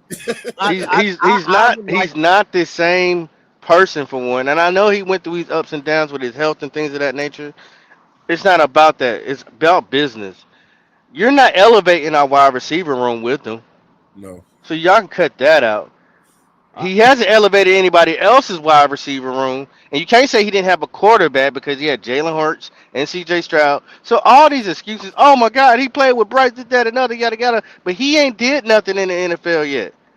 So he ain't take. John Metchie has done nothing. Nothing He in might. the NFL. He might take. And I hate to say it, but he might take Jimmy Horn's job. That's what It's I just said. possible. He gonna But take you Horn's know, bet. but my worst fear, I hope he doesn't. But because Horn can take the top off. My worst fear is that if he gets some playing time, favoritism starts to happen. Then it's like, oh, now you can see somebody open. Look, I'm gonna tell you like this though. Hey, look, if you get in there and Bryce throw to him, if at the end of the game we won, I don't care. Facts. I Go on, don't. facts. So then it becomes about who Panthers fans won't get in catches. Whoever's open is who I want Bryce to throw it to, man. That's my favorite receiver. Whoever's open is my favorite receiver. Hey, but if he get in there and start making noise, it ain't like I ain't gonna be like take him out. Or he got to stay out there. Cause a lot of forced throws I've seen this year already. So favoritism at its best. Favoritism at its best. That's why David Moore will be here till Canales is fired. Yeah. Guaranteed. I gotta say, Morgan ain't going nowhere. Hey, look, I gotta look. It's a lot of new people in the chat, man. I gotta shout them out. David Shout Moore ain't never going nowhere. Shout out to Trey Sama. He's still in the chat. He said we need to replace Ashawn. Shout out to my man Sean Capri in the building. He said super excited for next season. I am already too, bro. Already. We're gonna have a great summer. Trey Sama again, he said we were too predictable. Every team knew we were running the ball every first down. Yeah. That's some people's coach or whatever. Ray, Evero has too much at his disposal to F this up. Bryce has way too much at his disposal to F up. Both of y'all need to produce. Absolutely. Twan. Yeah, go ahead. Can you do me a favor? Read the eternal comment. I gotta address him. It is hilarious. Shout out to TLG, long live the king. Shout out to all the new people in the chat today, man. Make sure you guys subscribe, hit that like button. Hit that like button for your boy real quick, man. He said, y'all are saying all this while saying not to get a wide receiver in the first round is crazy. Laughing out loud. Hey, that's why I want that tight end. He's just like a wide receiver to me, man. Which one did you say? Kenyon Sadiq is like a Harold fan into me. Yeah. But not better. Or an Arande Gadsden. Shout out to Sean McCurry. He said it's a big what if, but I trust Bryce on third down than I did the defense stopping anyone in third down. Some truth to that. Well, okay. It is some truth to that. Mike Hall, 737. Another new person. Mike Hall, he said, it's a possibility he could take his job. Ho and Bryce clicked. Nah. I don't think so. Which comment you say, Pop? Eternal. Shush your cat in here. I take Jacob Rodriguez at 19 and take safety Bud Clark at 51. You can get Bud in the 4th or 5th, bro. The second round. I won't be mad at that. Yeah, I mean, but you can get Bud in the 4th or the 5th. He ain't going. You ain't got to reach for Bud though. Yeah. He might not even make it out of training camp. Laughing out loud. They already paid him. No, which comment you say?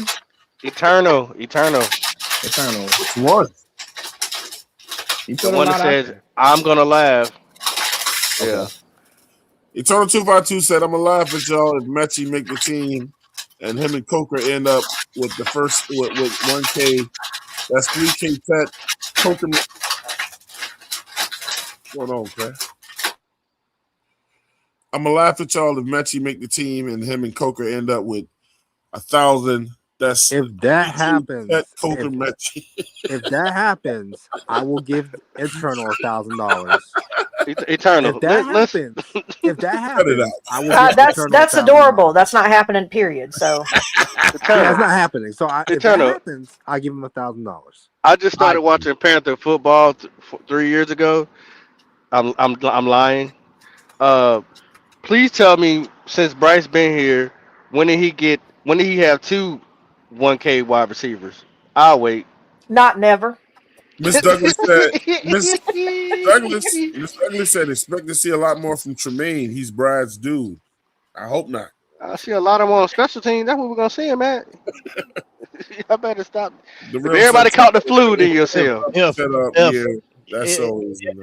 If they want a lot of yards in the passing, then they're going to have to pull the ball out from between the offensive coordinator or the head coach's ass cheeks, and he needs to learn to throw the ball or at least run the offense he wants to run. Right. Because he doesn't now. That's all I want him to do, and I've said this many times. I don't care if he runs the ball or passes the ball. I want us to go out and run the offense that fits us.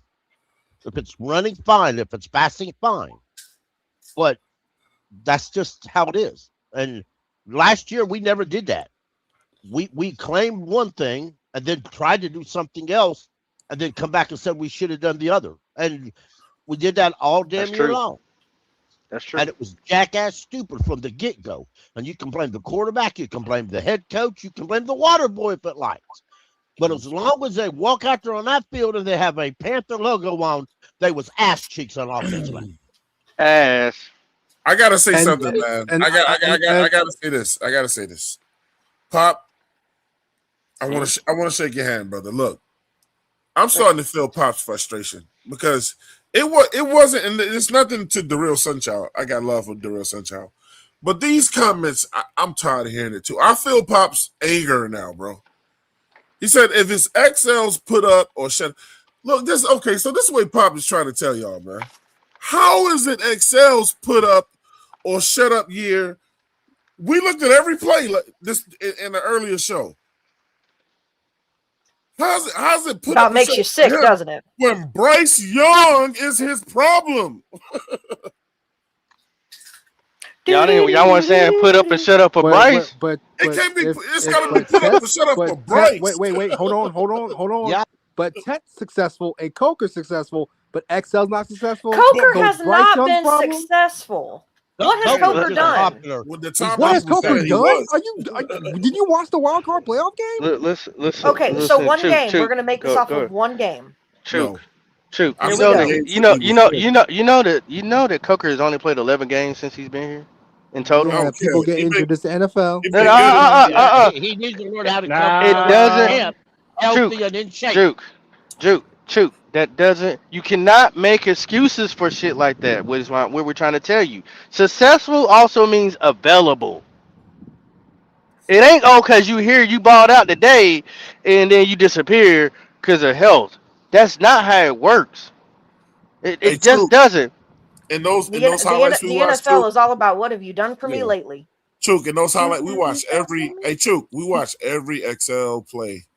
And if you see how many times Bryce didn't look his way at all when he was wide open, or threw at this man's feet, or threw behind him, great. Look, XL made his own ridiculous mistakes too. But when you actually see it with your own eyes in every play, everybody was like, "Oh man, I got to think different about this XL situation." Guys, hold on. So you guys watch every XL play? Yes, I went and got every pass thrown to XL. Yeah. Every single pass thrown, every target at XL, and we broke down every single pass, every route. 3-hour show. Yeah, it was about a 3-hour show. And just for some perspective, he was targeted 64 times. Of the 64 times, 35 were deemed catchable. Of the 35, he caught 32 of them. So XL's the problem? Out of those 32 that he caught, only 2 of them that he dropped this year. This is the show right here that you guys need to go watch right here, man. I'm gonna throw it up. Go watch that Why Hate Me show. I'll be fair. I'll watch it. I'll come back to y'all. It's gonna change your perspective. Why Hate Me. Yeah, go watch the Why Hate Me show. Watch that Why Hate Me show. I guarantee you, like Chook, you'll be like, oh man, I didn't know it was that bad. Yeah, go watch that. It's Pop got the all 31s up there. Here it is right here. What has Coker done? Has Go got a watch crazy this show statement. right here, guys. Subscribe to the channel 704. This was one of Pop's first shows too, man. You got part 1, you got part 2. Part 1, we just talking about Excel. Part 2, we break down. We actually do the film work and break it down. Right.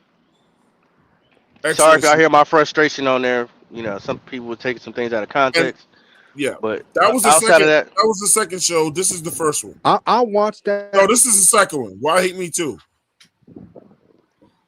Why Hate Me Too? This was the first show, and this is the second one. you want to see the film breakdown? Why I Hate Me Too is on there. That's the one you want to watch, and it'll show you every single pass, every target, bruh. Yes, XL needs to clean up some things like his awareness and things of that nature. But a lot of things weren't going to happen if XL weren't doing what he was doing. He was coming back to Bryce to help him out and all type of shit. I don't even want to break it down to y'all because I want y'all to go watch and enjoy it for yourself. Go see it. Go see it. Yeah, go see it. I'm telling you. Look. I watch it. Like you know me, like Twan. I call out shit when I call out shit when I see it. But Coker and hold on one second. No, it's not the Coker thing. It was that people were just like, man, I didn't realize XL had it. That like Bryce was really overlooking this dude, and like it didn't help. It was dummy passes. it was all type of stuff. It's like, bro, you threw him a couple hospital balls too, man. Right, listen, y'all. If it's put right there in front of you, don't put yourself in denial and say, oh, just because your mind is set on it one way, go look at the video and get it for your own perspective, what I was saying was, and I get it. I watched the whole thing. I watch it, but I'm saying like, how does Coker have access and T-Mac have success? I'm asking and you, XL doesn't have what access? is the success that Coker has had that has deemed him to be some ungodly, otherworldly wide receiver that y'all are making him sound like he is? I never said. Okay, first of all, I never said he was a godly receiver, but the man can play. I've seen the wild card game by myself, and T-Mac this whole season. Hold on. I'm totally with Chook on that. Look, man. Every game that dude played, he was out there making it happen. If you want to complain about the amount of games he played, then I get it. Yes. But when he's out there, the dude wouldn't. But I'm not going to call it success. Claire, he never even dropped the pass. Claire, if all the receivers were just struggling, I'm on your side. But if two are successful and one is struggling, how can what are we measuring as success? And don't bring up one game. What is this measurement of success that we're using for Coker? Play 5 games and look good for 5 games. No, just change it to this, Choke. When Coker is out there, he makes it happen. All right, well, then we'll just have to agree to disagree because I'm not going to debate this topic over an undrafted free agent. So, but continue. Wow! So now he's an undrafted free agent because he is an undrafted free agent. But okay, but he's being it's successful. Not like he did. Okay. By your measurement. But are we really debating that this guy's not absolutely good when he is? I'm not saying she didn't say he ain't good. I didn't say he wasn't good. It ain't a success. But I'm not. I feel like the measuring stick for what we are. So you just don't like the word success? Okay, I got you. I don't. Okay. Let's just move on to another topic. No, I'm saying I agree with you. So you said if you saying you don't like the word success to me means that you are actually, and I'm not saying that he's not, but I'm talking about doing a full-on impact of the game. Tech was an impact player on this team. Adam Thielen, when he was here, was an impact player on this team. Okay. I have not seen, and I'll even say XL has not been able to do that either. But to say that Coker has done some leaps and bounds over XL, to me, that I just don't agree with that. I think y'all are just calling it success because he hasn't dropped the ball as much as XL, but I believe XL has also gotten more targets. Coker's better than XL to me, man. I mean, this ain't the first time you heard it. And you've heard it from many other people. But she's not comparing them to. I'm not. She's not comparing. All right. I just don't consider what Jalen Coker and his sample size and everything else that he's done to be this big, huge success story. I just don't. Shout out to Petey Quick. You know, Petey, only Petey. Shout out my guy Petey, man. Petey said, hope Metchie take David Moore job. Nah. He will. David Moore is my guy, bro. Nah. Well, if you like David Moore, you like Canales. Hey, but I like David Moore. It ain't no secret that I like him. All right. Well, now I got to put it like this. Hold tight. Shout out to my man Zippy Duo. He said Rodriguez at 19 is diabolical work. Big Walk in here. Shout out to Big Walk. That predictable stuff is BS. Teams knew we were running the ball on first down, and we only ran the ball on first down about 30% of the time, which is about middle of the pack. That's facts. I saw Bryce throw on the first down a lot, especially in the second half of the season. AJ Brooks, he said, get used to it, Zip. Relax is in here. He said Ashawn went to the Bucks. Good for him. Hold on. Zippy Duo, he said, what do you mean, AJ Brooks? Hey guys, and you know, look, we're a chat show. We get the people's comments in the chats. We got they are part of the show as well. We got Brad K5J. He said, who's calling plays on offense next year? That's Brad, isn't it? Really, it's gonna be somebody on the band. He done remixed his name. It's Isnick. No, Idzik. Isnick. It's not. There's no N in his name. There's a D. There's a D. Hey, look, Sean. He said Bryce wasn't a problem for Coco and Ted. I knew that was coming. We got my man Flame in the building. Some of y'all just got to agree to disagree. He said the DBC was lucky.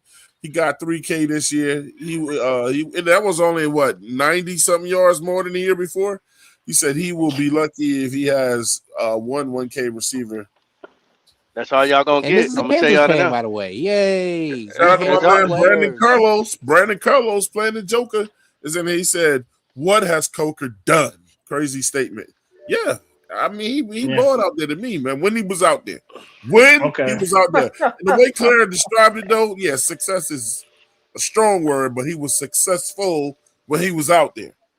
He said, so a first-round player lost us job to an undrafted free agent, and we see nothing wrong with that.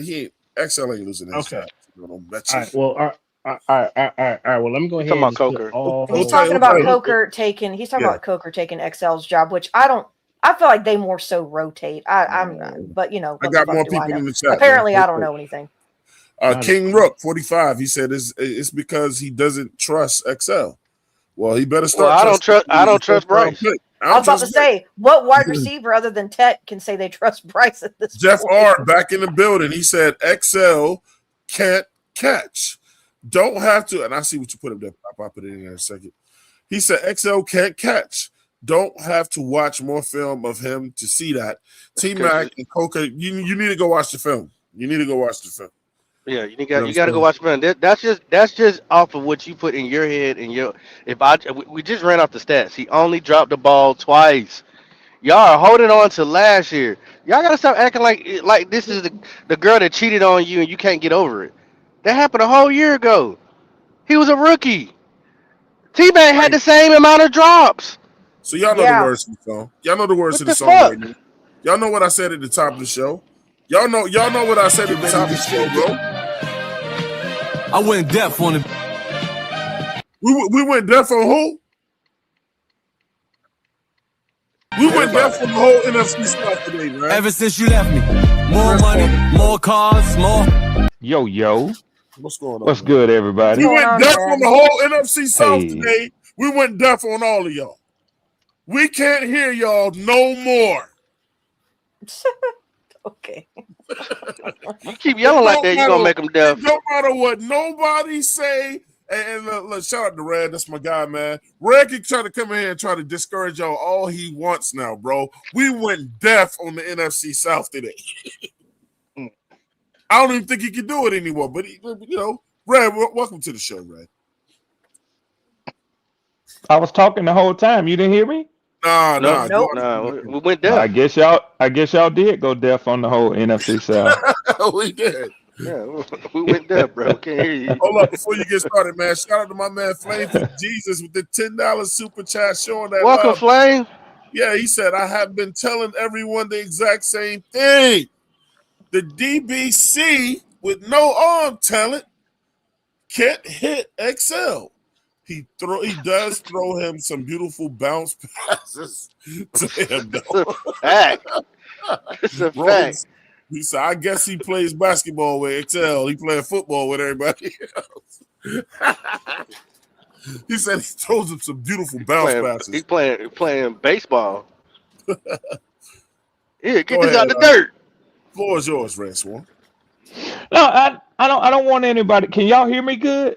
Yes. Yeah, we can hear you. Trying my new Xbox headset. I mean, I just having so much trouble, man, with my AirPods that I decided to try something different, man. So I don't know how the sound is gonna come across, but no, man, Twan, don't get it twisted. Now, I'm not here to try to discourage y'all, man. I mean, teams do what they do. Yeah, y'all spending money, and you're hoping for the results. I don't know how you'll take this, and not a shot, but I've been favored in seasons past to win the NFC South, and we didn't win it, so it is possible that you won't win it. But I can understand the enthusiasm when your team. Well, go ahead. I mean, like I said. Would you be surprised if we did win it? No, I wouldn't be surprised. Okay. I mean, the moves that you're making are setting you up to do that. I wouldn't be surprised if Tampa wins or New Orleans wins, but I would be surprised if Atlanta won it. I would. Bro, New Orleans is not ready for us now, bro. The little two, look. I'm not gonna take nothing away from what they did last year. They caught us. I'm not here to make excuses. New Orleans can't do nothing with us. They can't. That little Tyler Shuck experience. Now that we got tape on them, the whole league got tape on them. We about to shut that down. He wasn't that good, man. We about to shut all that down. Yes, he was. Overhyped. Yes, he was. Yes, he was. Yes, he was. You can hate if you want to, but yes, he was. Yeah, we got especially as a rookie who played half the season. Yes, he was. He was good. He was good. Yeah. I'm not gonna say that way. Shout out to my man Billy Boy 1994 in the building. He said he's good at his job. That's enough. Left now, like XL drops and can't drag his feet on the sidelines. That was one play, y'all. Come on. Gotcha. Pop, I do want to ask you, what's your measure for XL? I hear, and I did. I was involved in one of the shows you did on him, and I listened to both of them. But I mean, I never did understand what your statement was. What were you trying to say that XL is? Had he gotten better, more competent quarterback play, and even if he cleaned up some stuff? Y'all still here? Yeah, we're still here. Yes. Yeah. So I guess what I'm asking is, what is it that he's supposed to be? Red, hold up for a second. Hey guys. Oh yeah. If anybody having problems with StreamYard has already sent out an email. They trying to fix something, but sometimes people's volume goes out. Yeah. Just all you gotta do is go out and come back in. Yeah. I know it's a pain right now, but please, help us out with that one.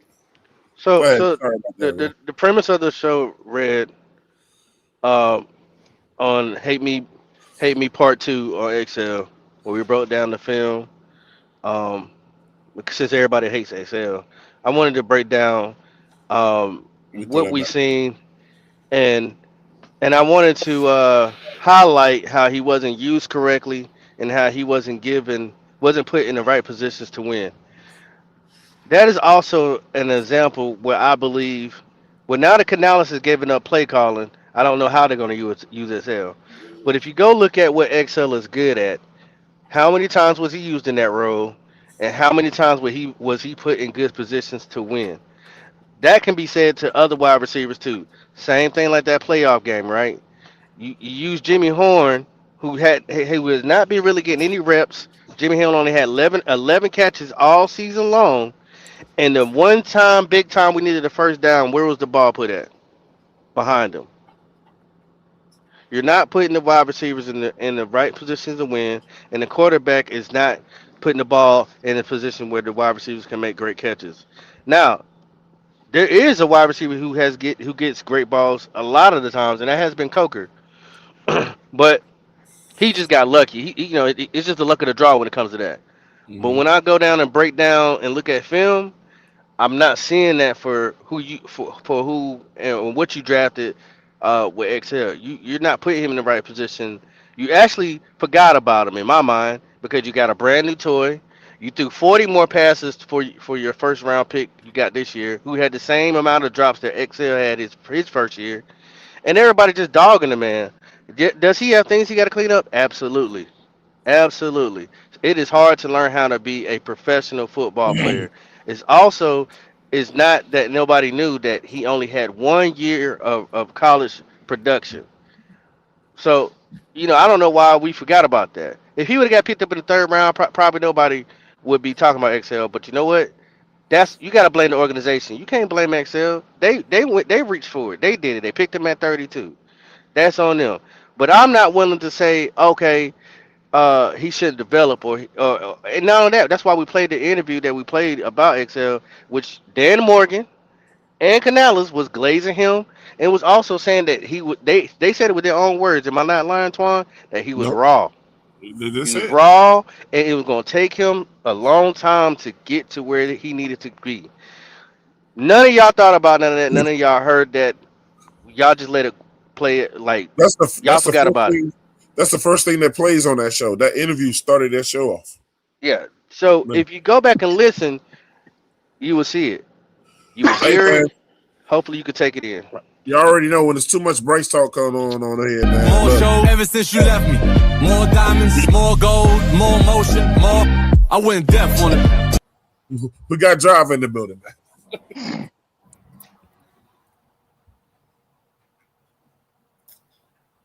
I said we got Driver in the building. I went deaf on him. What? I know it, man. I couldn't spoil the party, man. It's all good, man. Yeah. He went deaf on us. What's happening with it, Driver? What it do, Red, man? What's good, baby? Yeah, man. It's all right, man. I keep you niggas on your toes, man. It's all right, man. Man, we went deaf on Ain't it. Hey, never look, had if no Bryce don't man work had me out on my this year, toes. I don't know what you talking about. if Bryce don't work out this year, what they gonna do with him? We keep look. We ain't talking about that. We is bound to go to the Super Bowl. Hey, Pop, they gonna go deaf on him. People gonna disappear. Shout out goddamn popcorn together, man. Hey man, shout out to Miss Douglas. She said as long as Canales is the head coach, David Moore is safe. Yep, Hey, absolutely. Pop. Yeah. What I came away from your deep dive into the XL thing. And as I said on the day when I joined the show, man, you did a PhD level research into that thing. You presented it beautifully. I would say, even without context being added, what you did was masterful. You simply just showed every pass that was thrown to him. So a person could turn the volume down and just look at them for themselves and come away with their own opinion. That's why I said it's undeniable, bro. So I have an opinion. Yeah. I think that he's probably NFL wise a better receiver than what he has shown. But I think at his just looking at him alone, the routes that he runs, the way he gets in and out of his breaks, how he lacks recognition of where he is on the field, what he does when he does catch the ball. I don't know if there's a team in the NFL that I could say he's a one on. But And I don't. He don't have to be a one. You don't have to be a one. We got our one. yeah, Andrew, yeah. you want me to put this up? I put it up for y'all just so y'all can just do your That's why I was comparisons and asking you. everything. That's why I was asking you. What do you say he is or he should be? because I'm not really clear on what the debate is on him that he's not getting with Bryce Young. I think anybody, whether they like Bryce or whether they dislike Bryce, has to kind of admit that he limits what his receiving core is going to be able to do. Bryce is not You going to said have you said two. you said it. I didn't. Yeah, he's not going to have two 1,000-yard receivers in a season I know. because he can't distribute the ball effectively enough to have 1,000-yard receivers. He just can't. And So Canales can't use his personnel correctly for what they were drafted for. even if Canales drew the perfect plays up, Bryce would not be able to get to his receivers efficiently and effectively enough to have two 1,000-yard receivers. I just don't see him having the distributor arm to do that with. Hey, let me say this to Red real quick though. Red, listen to this. And I know Java ain't gonna like this, but I'm not saying this to piss him off. Look, I know people think he already straight. He's still our quarterback. I still claim him because he's the quarterback on the team. I still want him to do well because he's on the team. Yeah, I'm gonna get on him when he does bad, but I still want the boy to win. But look, I'm not worried about Bryce no more, Red, because guess what? And you know this, and I know it. He is who you got. He only got this year to get it right, bro. And then maybe we can get a quarterback in here that can throw 1,000 yards to two different receivers. Bryce, this is the end of the road for him. So it's on him. I disagree. It's on him. It's on him. No. When I say the end of the road, meaning if he don't get it done this year, it's it.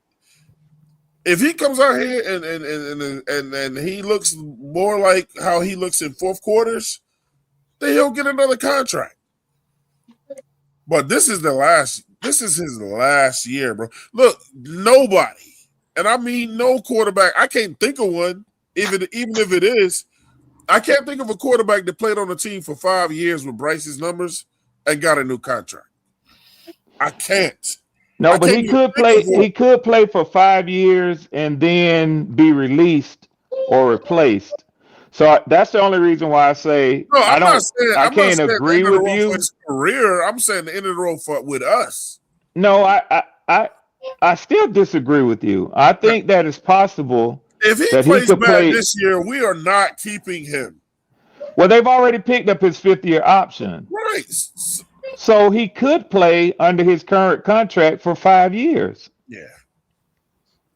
That's why you pick up. That's why you pick up the 5th-year option. I know, but this is it. I know, but you know you can still release him. If he don't do it this year, Carolina would look like a fool to bring him back. We know it can happen because if one team got $99 million sitting on their books for a quarterback, trust me, you can get rid of a quarterback that's only worth $6.5 million. He knows it's nothing. Ain't nobody gonna give him a 5th shot. Bro, look, there'll be somebody out there to do it, and the reason why I said there'll be somebody out there to do it is because he was a first round pick. It's not going to be us. That's all I'm saying. I understand not us. It ain't going to be us. Another team. I understand not us, but another team will, because that's the one thing that they'll look at. Like, oh, Bryce Young. Yeah, he was that number 1 overall pick kid. Yeah, let's go give him a shot. That's what they're going to do. They're going to ignore all the facts. Twan, you sound more like you're speaking from emotion than from logic. Because based on what my man Ed is saying right now, as you don't want me to start naming first round quarterbacks that didn't do it, they on the sidelines or they cut. I'm talking about over the last 5 years, starting with Kenny Pickett. That's on our team. We could go down. Look, Zach. Everybody says Zach was going. I can name a lot of quarterbacks that got picked in the first round that ain't doing nothing. No, that's true. Bryce JJ McCarthy get picked in the first round. And he gonna go beyond that.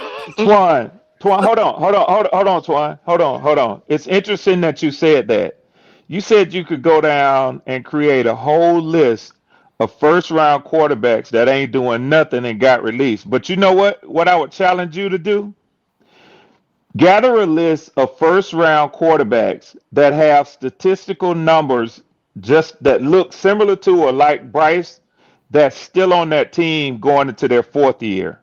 So don't tell me that it's No. not possible that Carolina won't stick with him for a fifth year.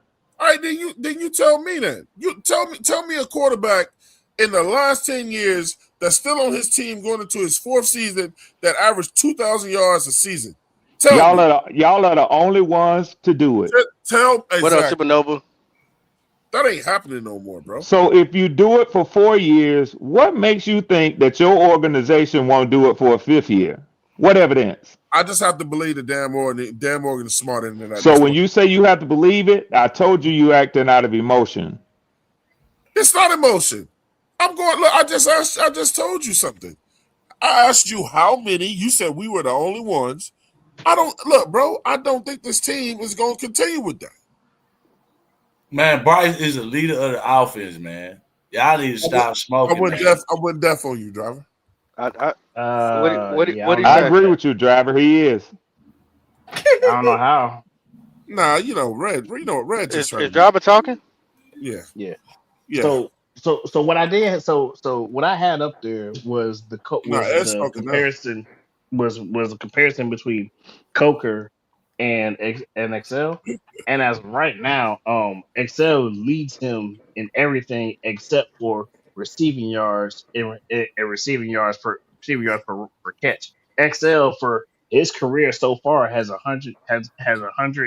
860 to Coker's 872. And the yards per reception, Excel has a 10.2 while Coker has a 13.4. Right. Now, let me ask you this. I got this. It's just one question. Just one question. Did you go watch the Hate Me Part 2? Yeah, I did. I watched it. I watched Coker. Have you ever seen Jaylen? Have you ever seen Jaylen Coker doing a wide receiver screen? No. Have you ever seen Jaylen Coker do a runaround? Nope. Okay, I risk my case. All right, so I'm about to arrest mine.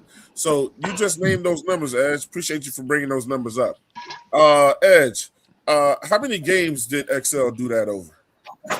XL how many did that. How many games did Coker do them same numbers over? XL had 31 games and Coker had 22. I'm done. I rest my case.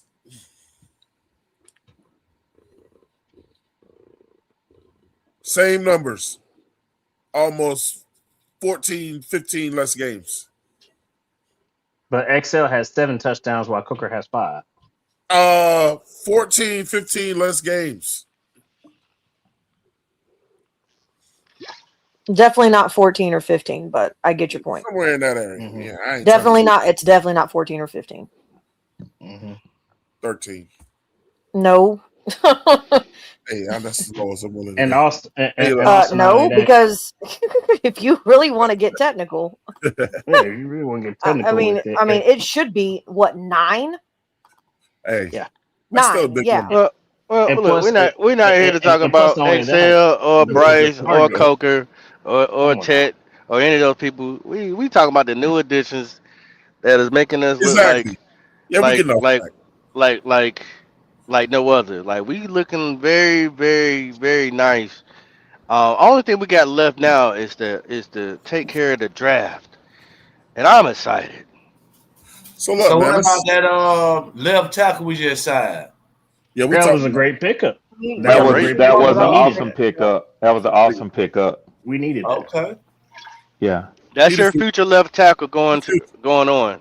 Yeah. I mean, 3-4 more years. He's older, but you know he because I don't want I don't want to talk to y'all, but like I say, man, I understand y'all, man, when y'all talk about Excel and going down on him. What he need and what y'all No. Remember, Driver. We just went away from that to come right back to it. No. Remember, y'all got to give Driver credit. Driver was watching that show, and even at the end of that show. But Driver didn't mean that. Driver don't mean none of that because I've heard him on other shows, and he just sit there and just talk. Hey, well, he said it on ours. He don't mean nothing. Well, I have brought up what I Nasco told. driver I said have he given said credit. he had to rethink that. Even on other shows, I just said Bryce has missed XL. Haven't I read? Well, I don't know if Red in here because Red was on the other show. Yeah. My bad, driver. My bad, man. For the longest you've been saying that. I just heard driver the other day talking about how Metchie gonna come and take XL Well, down. that's and guess what? By watching film and watching the way we use our play the wide receiver, and if you go look at the Rams game that we just played in the playoffs, and go look at the first quarter, what they did with XL, and tell me that Mitchell is not gonna be able to do what XL do or even better. Metchie ain't did nothing. Is the whole point. Well, he ain't do. Hold that thought. He ain't did a period. We're about to get into that next short real quick. We'll run through it real quick and respond. Free agency is huge. Look at that beautiful stadium right there. Sunrise.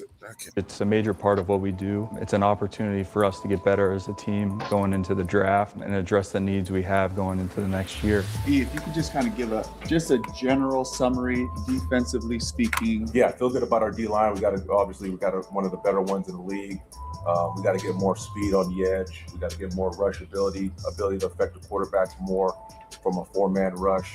The team never stays the same, and that's just the reality in the league. And there's always going to be change. Free agency is kind of the first stage of that. All right, let's go outside linebackers. We grade these guys based off where we see them in terms of the league. When we evaluate them, we evaluate how we think they fit for us. All right, here's the state of the outside backer room. Currently in your room, you have somebody in next who's technically the starter right now, but we need an elite difference maker to pair with him.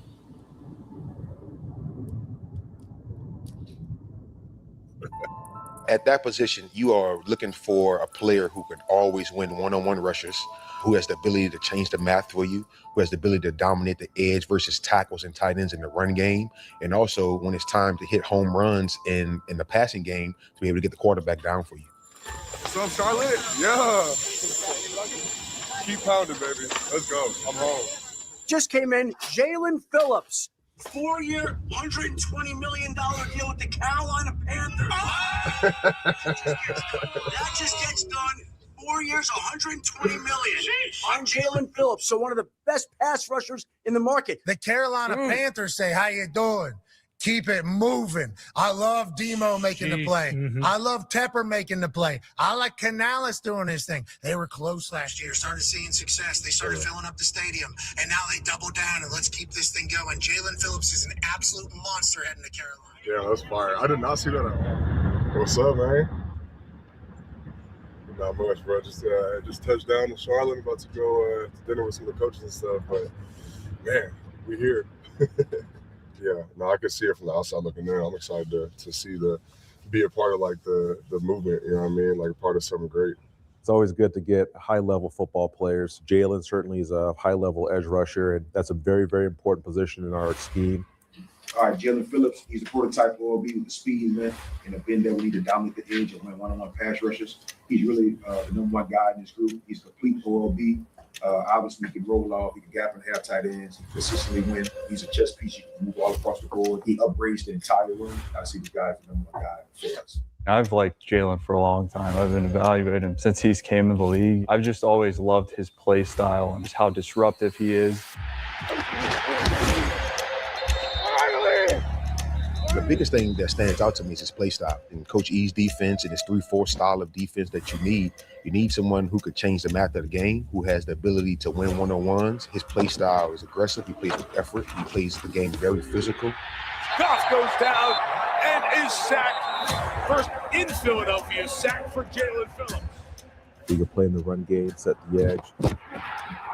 He's a fantastic dropper, fantastic athlete, and more importantly, we just love his play style. I mean, this guy plays super hard every down. He certainly can play in any defense in this league. I can promise you that. Arm hit as he threw incomplete. Jaylen Phillips.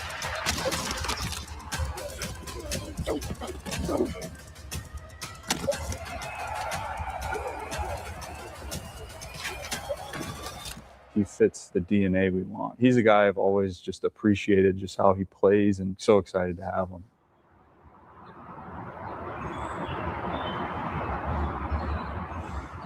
How you feel?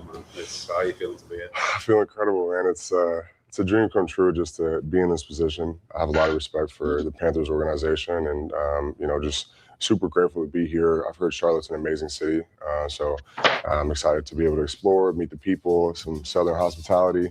But yeah, I couldn't ask for a better situation, man. I feel very blessed. What's going on? This is Jaylen Phillips. Hey, I'm super happy to be here in Carolina. Keep pounding. We're gonna do some great things here. Hello, perfect. I want to be a great teammate. I want to be a great culture guy. Do a lot in the community, do a lot for the city. I want to play the best ball of my career. Welcome, man. Yeah, Come on in. we're Thinking through here, man. And good to see you. I talked to Dave, who was Yeah. with me, and man, I love that. Yeah, I know you're a grinder in there, man. For sure. And I know that's For sure. been a huge part. I love to get after it in the weight room. I love getting stronger, love getting faster. I'm very intentional with like everything I'm doing. Like, I'm really big into the educational piece of it too, like figuring out like what movement, what this movement is doing, just trying to like improve all the little things and like find an edge in any way I can. That 1% is huge for your caliber of athlete that you Yeah. are, and you're in the right building. And this is crazy. That's a lot of data. Ready to make it official? Yes. I am definitely ready to do that. What's going on, everybody? How are you doing? Good to meet you guys. Yeah, appreciate it. It's official, huh? Yeah, it's an official, man. All right. Go, man. Come on, brother. Got work to do. Guys, Sam, this is Dave Canales, the head coach. Nice to meet you. This is Christina, my mother-in-law. Yeah, pleased to meet you. Welcome to Charlotte. Yeah. We're all stoked. Can't believe it, So man. excited. God is good, brother. Just want to introduce you to some people. What's up, big dog? What's going on? Great to meet you, brother. How you doing? This is my fiance, Hey, how Sam. you doing? Congrats, Congrats, man. Thank you, brother. Congrats. No, bro, thank you. God Oh, man. He's a UM guy. Oh, really? Yeah, Nice. big What are the time. odds? Legend. I know. Yeah. Cool. Something. Stop. Yeah, literally. What's up, man? How you living, man? Great, man. Fired up for you, man. I'm fired up too, Yeah, bro. It's gonna be incredible. Yes, it is. My boy Chug was saying he loved playing under you. He said y'all did some great shit over in Denver. He's the best, yeah. Yeah. So it'll be fun. A lot of carryover in the language and all that stuff. So, Yeah. Yeah. For sure. Yeah. You coached with Vic too, right? I did, yeah. Cool. Oh, yeah. He tortured me for a couple of years. That sounds about right. That sounds like Vic, actually. 100%. Talking about ball. So Yeah, that's sweet, man. Yeah. What's up, big dog? Welcome. How we doing, man? Thank you. Glad to have you. Yeah, appreciate it. Glad to be A here. little harder as an line coach. There we go. Hey, iron sharp as iron, man. We're gonna get each other better. We're gonna get it better. Tell my boy big Rob I said what's up, man. I'll call him. Got a little swag bag? Had a little swag Okay, bag. gotta rep my Panthers, man. Come on now. Yeah, please. I love it. Message to the Panthers fans. I want to be profound.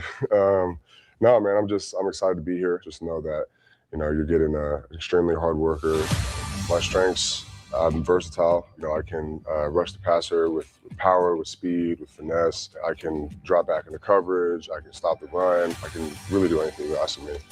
For me, it's taking the disruption that I've been able to do and turn that into, elite production. So I'm excited to be able to do that.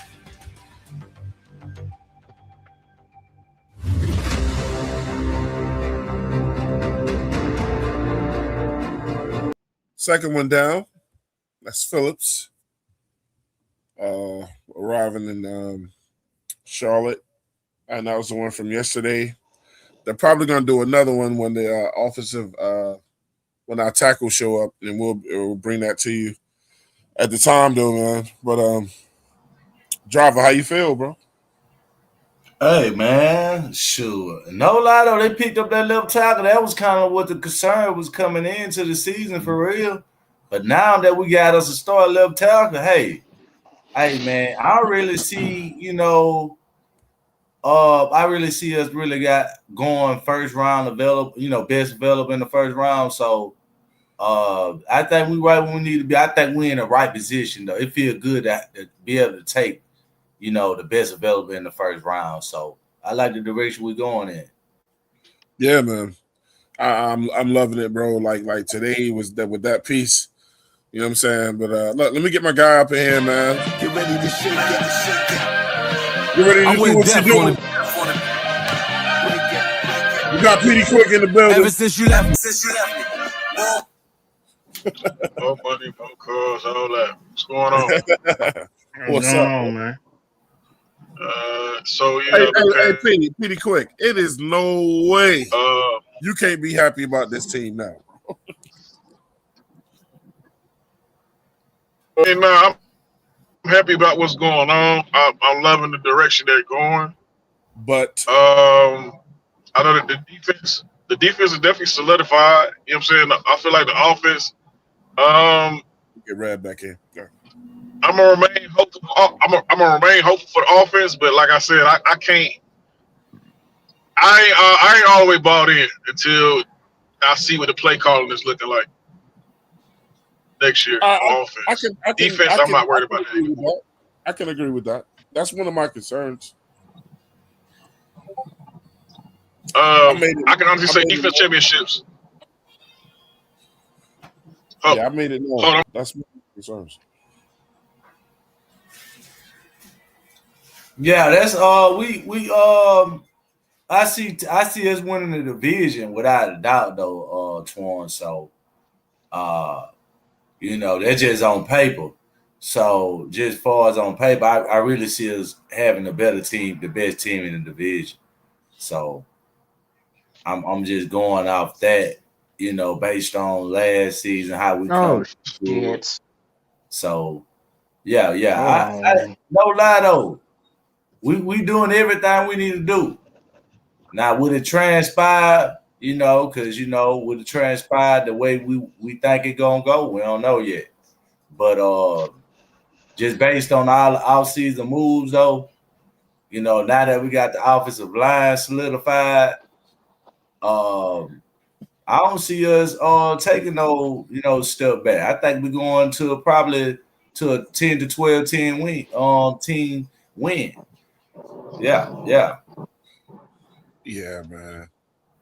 Hold on. Let me Okay, cool. We saw him. All right. Hey, look. Hold tight. Okay. Y'all look. Y'all know when my boy show up. I gotta get him in here right though, man. Look. I was wondering when he was gonna join us. Better late than never, man. Get ready to shake it. I went deaf on it. We got Bloody in the building. Ever since you left me. What's happening? What's going on? What's good with it, Bloody?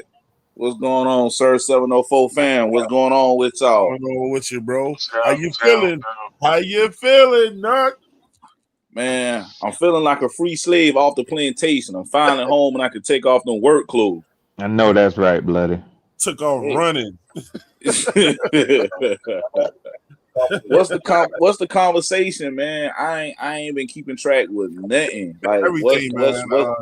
The new tight end signing, who we're gonna take at number 1 in the draft. Just overall, just how the team looking, the moves. XL entered the conversation. You know what I'm saying? Is Metchie gonna take anybody's minutes when he gets here? Any way you want to start, man. Who y'all signed at tight end? I missed that, man. I heard.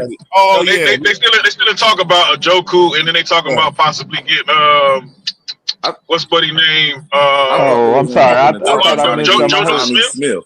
I heard Twan say a new tight end signing. My bad. Motherfucker! I scratched my foot.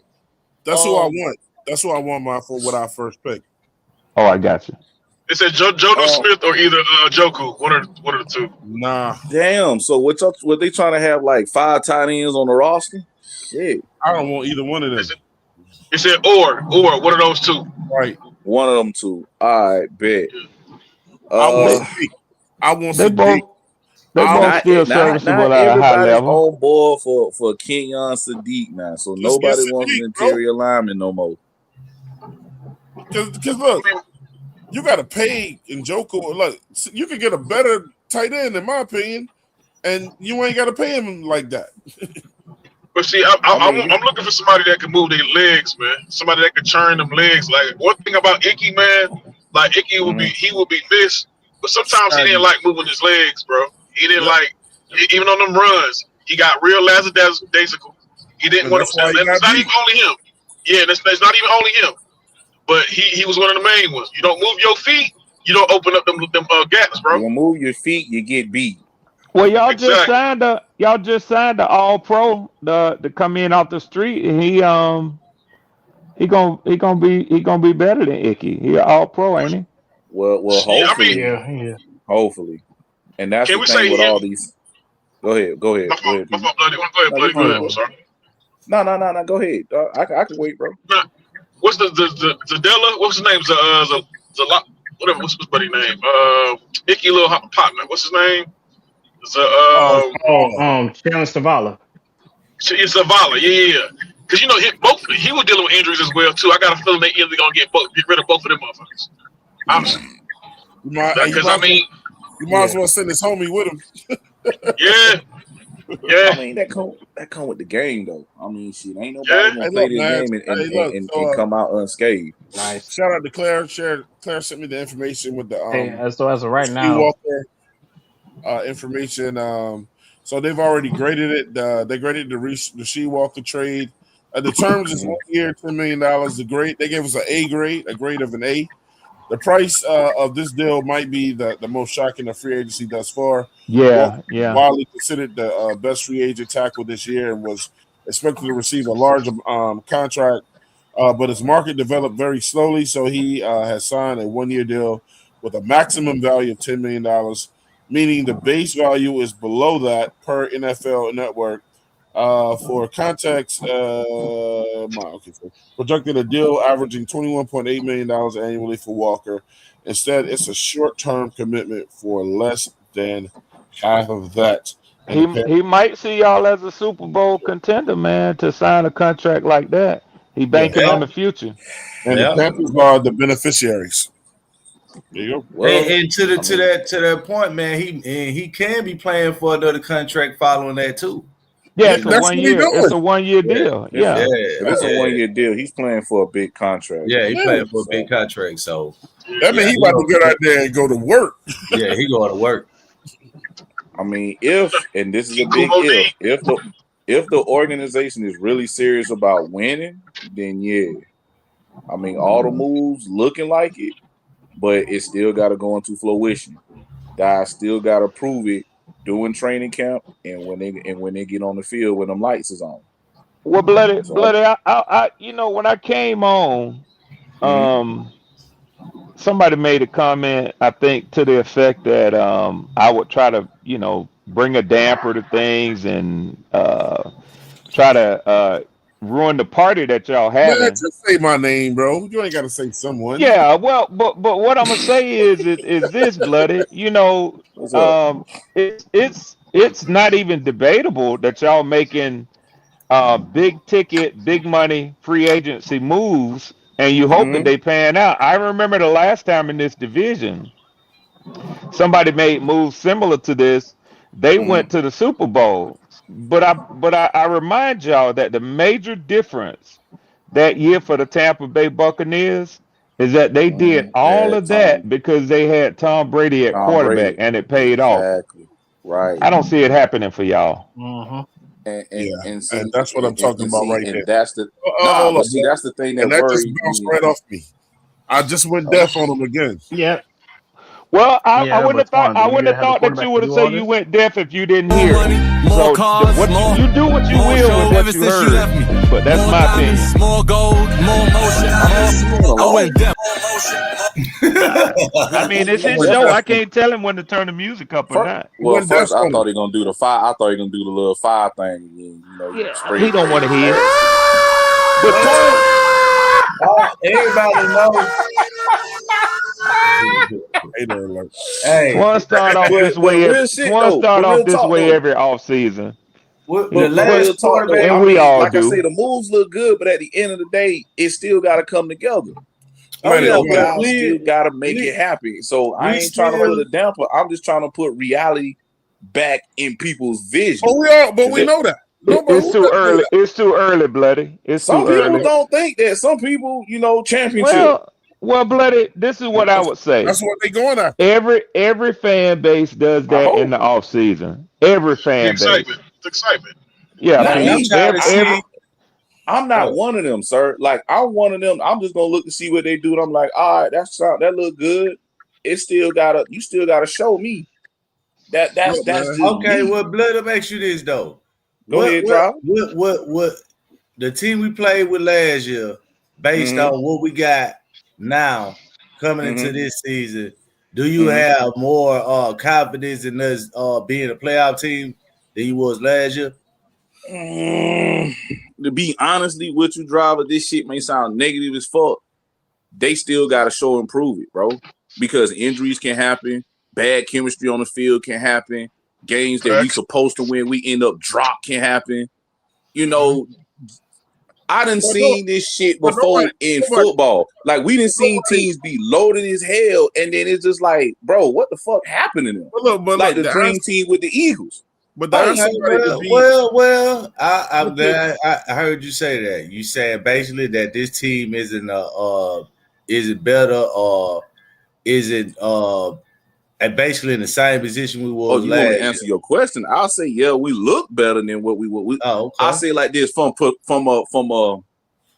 a player's perspective, we are better than what we was last year. If you want me to answer your question, I will do that. Okay, I just want you to be honest with me, blooded man. That's all. You know what I'm saying? I'm not one of the ones that avoid questions or loaded questions. I don't do all that. Well, let me say this. Go ahead, Twan. Let me say this. We're not making all these moves for nothing. True. You know what I'm saying, bro? Look, you know, I mean, like when you start making moves like this ain't to win the NFC South. That's all. But Twan, explain to me. And I hear you, but I do want some. I want to have this discussion. You say all these moves. Oh my gosh, he calling. I'm in a good conversation right now. Go ahead, Greg. You say all these. You say all these moves. Quantify for me what you mean when you say all these moves. Not doing that. You know what just happened. I'm not playing games today, Red. Well, you don't do it. You don't. No. It's fine. It's fine. Let me get Ray up in here, man. Ever since you left me, more money, more cars, more show. Ever since you left me. This is a New York show.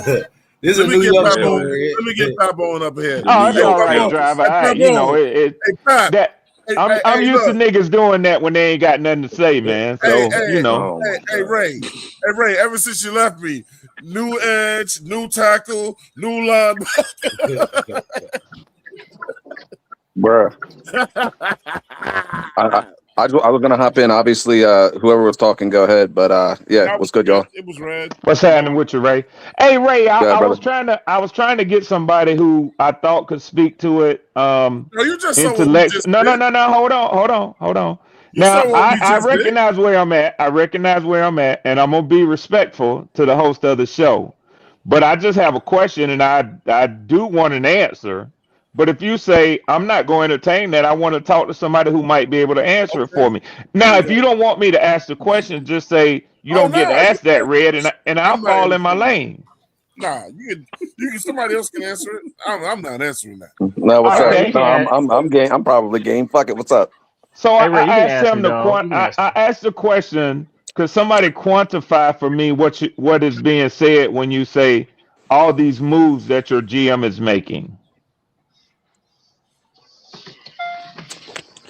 So you cut out a little. You cut out for me a little bit. So I was asking, in the sense of so speak to all the moves that we're making. Yeah, I was is that asking what the panel to quantify for me. Maybe give me some understanding of the magnitude and the effect that you anticipate all these moves that are being made. You know what I'm saying?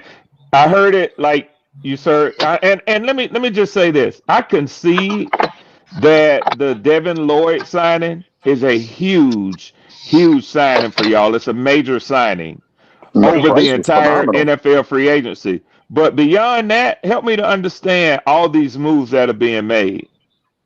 I think so. So if you want me to just put it to you in a Panthers fan perspective, just like realistically or whatever you want to word it, it's just I said it earlier in the chat. Like, do me a favor, Ray. We don't do shit like this. Ray, do me a favor. Put it to me in a Panthers fan perspective, because I know you can do this. And then if you can extrapolate that a little bit and put it in an NFL fan perspective for me, if you could give me both. Ray, before you start. I'm just gonna say I'm gonna keep it real short because I feel like I see what he's trying to do, but I'm gonna keep it as simple as this. can all see what he's trying to do. Well, So to for this me, point, I so I'm simply just ask all I can do is questions. speak for me, right? So for me personally, I'm just looking at this as, and I'm probably gonna rustle some Dallas fans' feathers, but it is what it is. It's like we have the optimism of it's our year now as like a Cowboys fan, just because you always get excited. We're seeing signings that we typically don't make, money that we typically don't spend, be spent. Players that we didn't really expect to come here. Like I'm gonna still say, like I just obviously outside of seeing the clip about the Panthers front office talking about going after Jaylen, like I didn't see that as a possibility. I don't know if too many people could really say it was. So I'm looking at it through that scope. It's just like we're doing some unprecedented shit here in Carolina where like I've been a fan since day one when I was a little kid. I don't remember us ever spending money like this. I don't remember us ever going after the top guys. Like Twan, think about how many years we've sat here and said, like, all right, so let's hit up the Dollar Tree, let's hit up Dollar General and see what we're signing this year. We're going to sign 15 players at $1.5 million each, and we're just going to hope. It's just like we're throwing shit, we're chucking darts and hoping one of them stick. Like now we're going after the top guys. So like I say all that to say, like, so it's giving us the cowboy effect where it's just like, holy shit, on paper, it's like, oh my God, like we've never had this type of excitement during the free agency time frame leading into the draft. Like I think that's pretty accurate, right, Twan, Claire? Like that's pretty accurate, right? It's pretty accurate. Yeah, that's pretty. So with that being said, Red, I think it's just more of a, and I don't think anybody really here is getting too far ahead of themselves yet. I think it's bound to come depending on how well we do at this draft. Like I'm gonna keep it as simple as this, Red. It's just nice to feel something other than just disgust and depression, like with this franchise. So like we're finally like hopefully on the up trajectory. But like I said in the chat earlier, it's just I'm still not 100% sold on Bryce. And I mean, we were talking, you're talking about the draft earlier. I'd be looking at the draft a whole lot different if I knew for sure Bryce was my quarterback of the future. So the offseason has been solid so far, but I mean, it's super early. I mean, again, somebody said on the show, just the last show, yes, on paper and all these signings look great, but like if we go out and win 5 games, it's going to look pretty stupid. So I get it. That's my point. Yeah, I get Bryce it. is the quarterback of the future, though. Oh God. So Ray, do I see?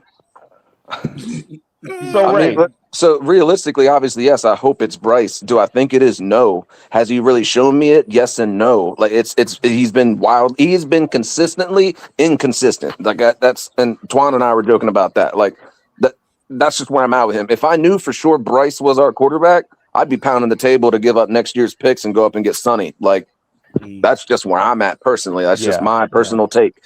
But since I know me personally, I don't think Bryce is the guy long term. We got to stay where we're at, and I don't want to give up future draft picks personally. So Ray, Jaylen Phillips went to the U, correct? I'm sorry? Jaylen Phillips, he went to the U? Yeah, he finished up with us, yes. He had some injuries early on and all that shit. Yeah, I think he went to Purdue first or something, didn't he? So I think it was Cal, if I'm not mistaken, actually.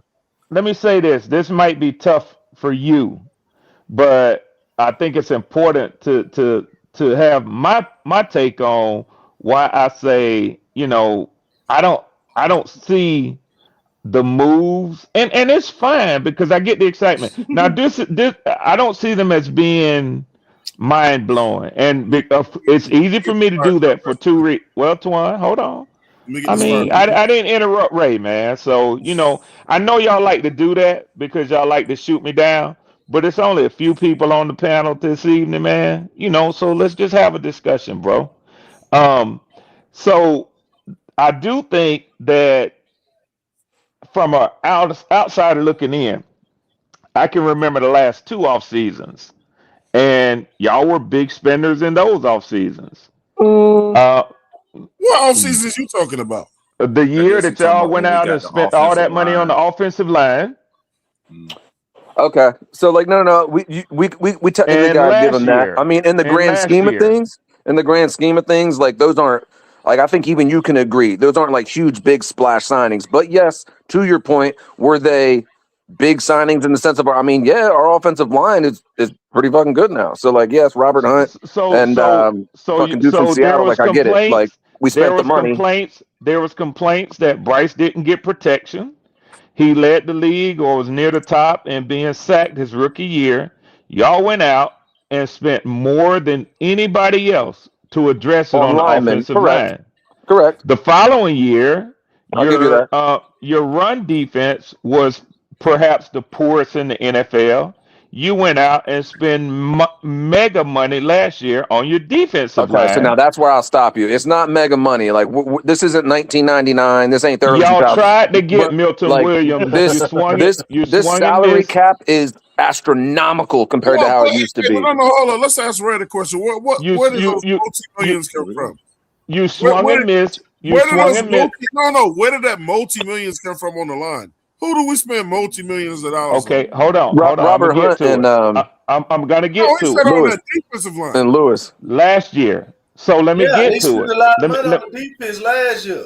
Yeah, let me get to it. You swung and missed on Milton Williams, but you were trying to get the gym. Let me finish. Let me finish. You were in the runnings to get the gym. You were in the running to get the gym of the defensive interior last year. You missed, and then you turned right around and got Turk Wharton and 2 or 3 other guys and Trayvon Morey.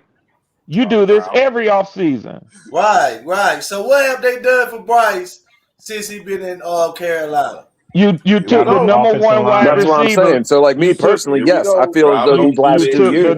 You took the number 1. You took the number 1 wide receiver, the first wide receiver off the board. I'm saying you ask a question, I'm answering it. Well, I'm talking about free agency. That's what I'm saying. I thought that's what we were discussing. 2004, not the first year, since 2004, they have 2004. Yeah, I mean 2024. They had spent how much money they had spent on defense. You went out and acquired the most expensive offensive line for him. No, we went out and acquired the most expensive line for the future quarterback. Okay, no, hey Twan, you could do that in jest, but I was trying to answer his question seriously. He says, "What is your organization done?" And I'm honestly, I'm trying to legitimately go back and forth with you because, like, no Bryce Young, we're not doing. He said, "What is your organization done for Bryce Young?" They did that for the quarterback. And I can't argue that because you're talking to a Cam Newton guy where it's just like I watched the organization not really do shit for him. So yes, I am now watching this organization do the right thing, which is build around your and I very loosely say this, quote unquote, franchise quarterback. And then from there, like, yes, they're doing what they're supposed to be doing last offseason, this offseason. Like, yeah, damn straight.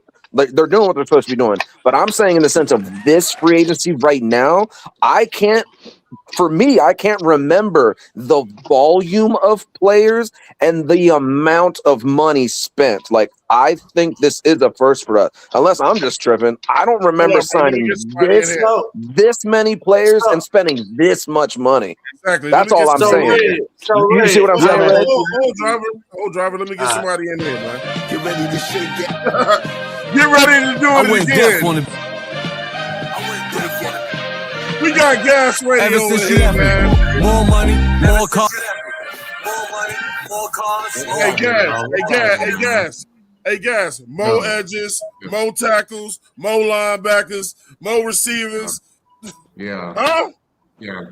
Sound like a recipe for success to me, goddammit.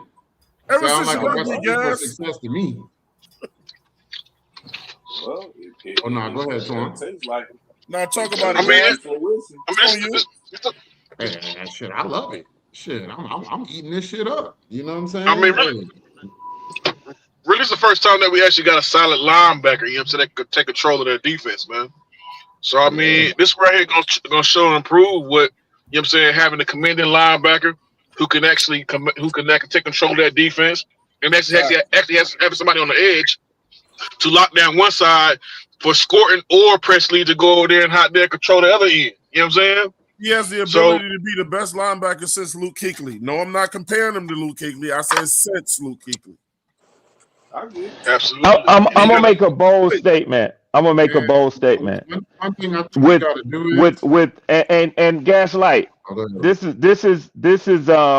check this out. The statement that I make. We'll see if at the end of the season it holds true.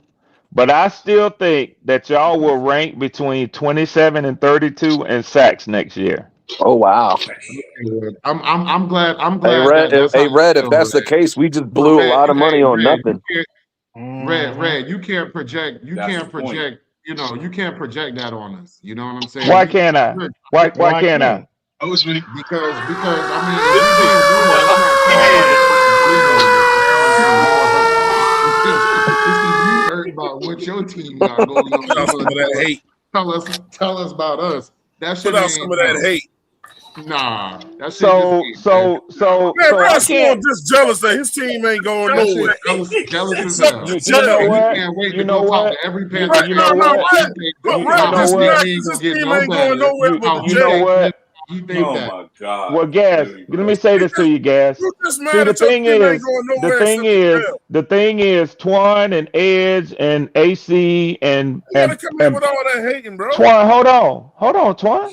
Twan and Edge and AC and Ray and Petey, they know that every year I'm here. Keep So your it team should out of come as jail. no surprise.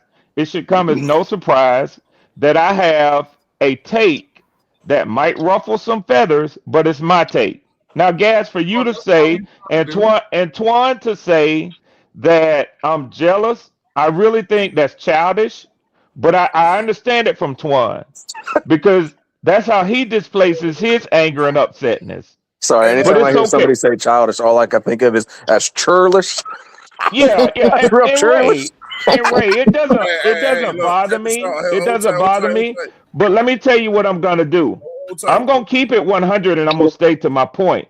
And not only Gas, so that you understand this, and don't think that I am speaking out of some whatever you think is hate or jealousy or whatever else. It's based on what I see the moves you have made and where you haven't improved your defensive line. And if I could have a second without Twan yelling or blowing the fire siren or whatever else, I'll tell you that Jaylen Phillips ranked 6th in the NFL in pressures, but his contact with the quarterback ranked 17th among everybody of the top 17. Hey, listen, hear me out. Hear me out. Of the top 17 sack getters, 15 of them got more sacks than him and 9 of them have fewer pressures. That means they have a talent and a skill for converting their pass rush into a sack. He doesn't have that. That's why I say your sacks are going to be low still. Yeah, But Red, The thing is though, Red, and I respect your analysis. I often do. You know what I'm saying? Because when I said what I said, I ain't want to say that everything you say don't come from a genuine place. But I know you take your time and you break this shit down. At the end of the day, though, I'm not going to sit here and say we're going to do an astronomical jump in that. But what I if me personally, this is how I see things. The pressure on the quarterback is just as important, or if not more important, than actually getting the sack. If you play as a defensive unit coming from the front seven and the defense, that pressure is going to be just as important, if not more important, than the sack. You want to create that pressure on a consistent basis. A sack ain't always going to get you what you need. You know But it's better than a pressure. It's better than a pressure. Yeah, that pressure, that consistent pressure is what you want, though. So you flush. Here's my case in point. Here's my case in point. I want to challenge that though. How you gonna say it's better than a pressure? A pressure can lead to an interception, a fumble, a turnover on downs. Exactly. It's just as important. Oh, hey, Twan. Can lead to all of that. Twan. Brock Purdy. You're not gonna make it seem like no pressure. Hold on, Twan. Brock Purdy has one of the highest percentages of completions when flushed out of the pocket on the run. Okay, pressure him, move him off his point, and let him go complete. If you sack him, he ain't complete shit. It's better. Okay, so Red, let me speak to that point. Last year, when we played the San Francisco 49ers, what did our secondary do against Brock Purdy? I mean, I don't remember the detail of it. Y'all got a couple of picks, but they still won the game. Three interceptions. Yeah, they still won the game. I do remember that though. Yeah, they did, but we weren't able to 100% get that pressure. Now, if you look at because of the quarterback that we line, if you look at our defensive line from last year, Jaylen Phillips alone gets more pressure than some of these guys. You know what I'm saying? So I agree. When you add that pressure onto the style of secondary that we got, I won't even say style, I say talented secondary that we have. Check me out, Gas. Check me out. I never said, and notice the comment that I made, the prediction I made. I never said that y'all won't go up in pressures. Well, my point being though, Red, is that the pressure is just as important, if not more important, than the sacks. So you saying that us not going up in sacks is really not saying much. That's just you making a prediction on where you think we're gonna be sack-wise next year. That's all I did. That's all I did. It's gonna be better as a whole. Look, man, I want to shout out my boy really quick. Hold tight. I gotta shout my guy out in the chat, man. One of my best friends, one of my best college buddies is in the chat. Carlos Huff is in here, man. Representing North Carolina, the N to the C to the U. He said we're not shopping at Dollar General, we're shopping at South Park Mall. My man Carlos Huff is in the building. You know what I'm saying? I'm sorry. You were about to give me some context on that. I've tried like 3 times, but it's all right. I apologize. Shout out to my man Carlos. Hey, look, man, give it up to Carlos Huff in the chat, man. Good to see you, brother. Hey, look, man, I'm gonna have a show in the future where I'm gonna bring on all my college guys, man, and talk with them, and I'm just gonna have those guys on the show to talk football. It's gonna be a special Twan Down versus everybody. I'm just gonna have them dudes up here, and we're gonna kick it and do it old school, old man show. I missed them too, Twan, by the way, man. Above 50 show. Yeah, but shout out to my man Carlos Huff. Love you, brother. All right, man. Whoever was talking, get with it. Well, AC. Yeah. Oh yeah. The only thing I was going to throw at you, Red, and it's just more of a food for thought, letting this simmer in your mind for a second. What if I were to tell you that the reason why we brought Jaylen Phillips over here had nothing to do with sacks? It would make a lot more sense to me. Okay. Do you know why I say that? Because he's one of the best in the league at doing what? At creating pressure.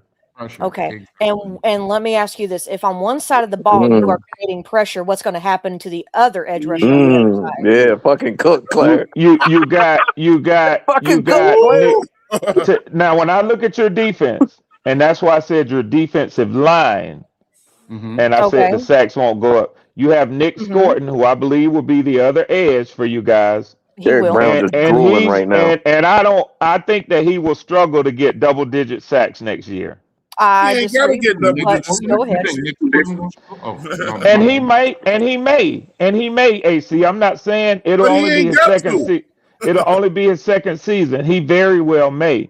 But I don't think that he displays the speed off of the edge to me. Well, okay, but Red, that's what Jaylen Phillips is for. Nick Scorton isn't there. But you just conceded that he's not going to be the sack getter. Correct. But if Jaylen Phillips is also getting there quicker because he's causing pressure, then guess what's going to happen? Sacks are going to happen. I think that your team will go up. I think y'all will put pressure and put an urgency in quarterbacks around the league. But let me tell you, well, I don't want to go too far because it just brought to mind something else that I'm thinking about this prediction of 10 to 12 wins that Driver said. Y'all going to be playing some upper echelon quarterbacks because you're going to have a first place schedule next year. Okay.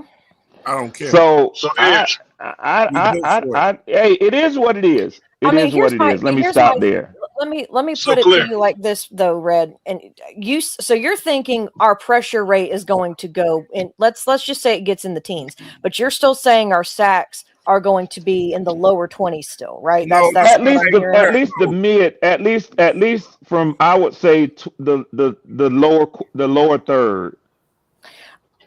Okay. Clear. But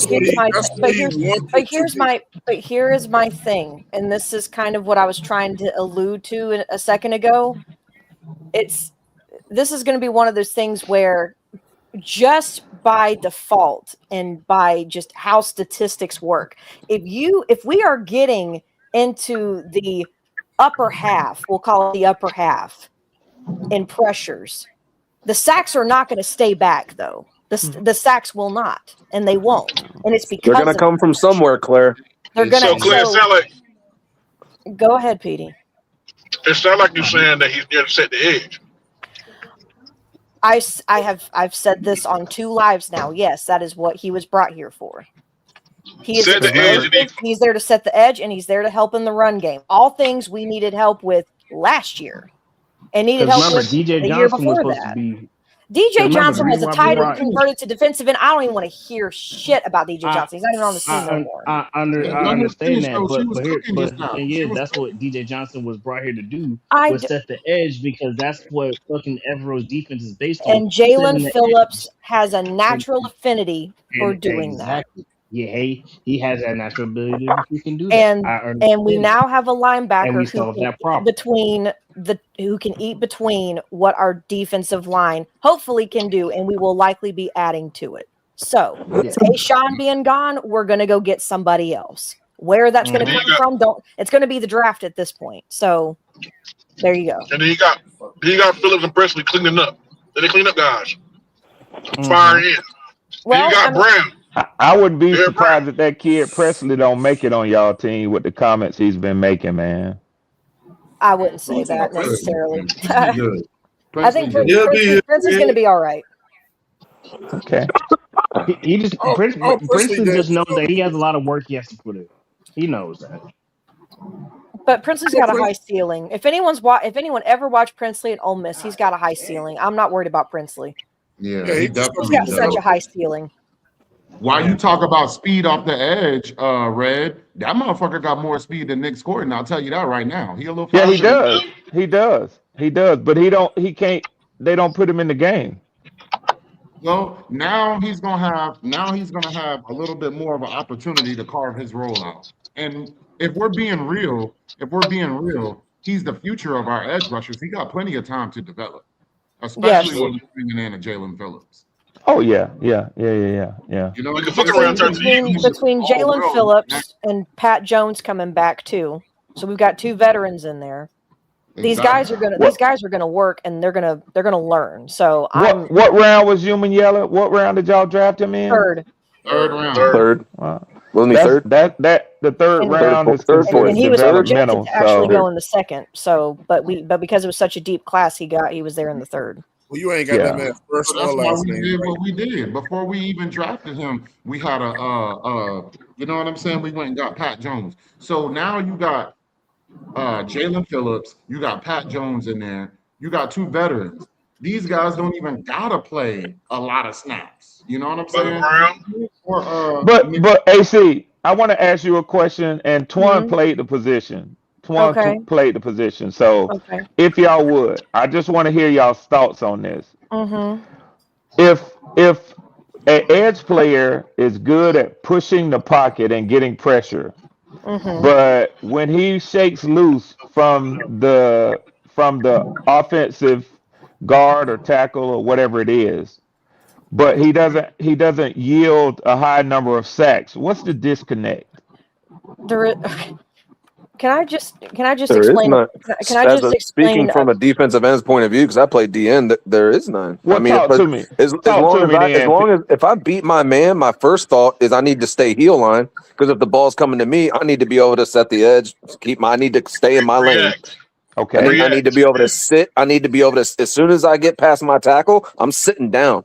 Because especially me, like a lot of, we never really threw the ball like they do nowadays in the NFL. They throw the ball like every fucking play. So like I already knew it was pretty much a run play, or it was play action, something like that. So if I'm beating my tackle, the second I come across him, I'm sitting down. Because if the ball's coming at me, I'm broke down. I'm ready to make the tackle. I'm ready to go. But obviously, if I get there and I see that quarterback drop back, then I am going to continue to the quarterback. But like it just all depends on scheme. So like really, to Claire's point, he's coming in to do exactly what he does. He's good, like what he's good at and what he's going to be asked to do. He's going to set that edge. He's going to stop the run. But like speaking from that, everybody else on that line is going to benefit There it just is. from his presence, Yep. from his Derrick Brown presence and too. what he Derrick does. Brown even more. And That's what I'm saying. I was joking earlier. I was like, Derrick Brown is probably like Don't salivating right listen now. to Red, man. Red Yeah, just But looks to me, trying to the best. confuse But here's y'all, the thing: man. the best Brown is a good example. But to me, the best example of what this could look like is when you've got two guys who can form chemistry and play off either side of the Off each ball. other, yeah. Is when and Twan's gonna love this. Everybody just go back fairly recently to when Hassan Reddick and Brian Burns were together. That's what it could look like. So the thing is, let me add to what Ray said too, and PD. You can't double team everybody, Claire. So shout out to PD. Correct. Shout out to PD. Can y'all hear me? You know what I'm saying? We can hear you, Twan. I want you to respond to my question about Shout if out there's to- a disconnect. That's what I was saying. Look, the edge position, PD said it though. The edge position is all about reading and reacting. You know, you got some guys that just bull rush, like Brian Burns was more of a just take off. Like you got to know it's a passing down before you pin your ears back. Like otherwise, you have too many other responsibilities to just I'm going to beat this tackle and just run up to the quarterback. Like that's and I say that from experience because now here's my point. I say that from experience because like you know how many times I used to get bitched at by my D-line coach when I was younger about like Babone, what heel line, my bad, like. Because my thought was, I'm going to get a sack every fucking play. Guess what? They don't throw the ball every fucking play.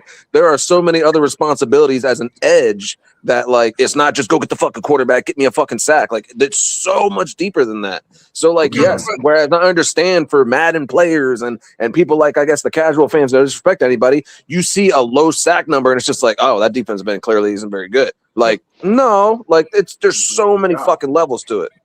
Let me finish. Let me finish what I was saying. Hold on, I want to say something. Hold tight. Let me finish what I was saying about that. Look, also with the edge position is this too. So I love the read and react edges. That's how you're really supposed to play it. You ain't supposed to be just jetting off. You know what I'm saying? Unless you absolutely know it's a passing down. Yeah, absolutely. The other thing with the run is this.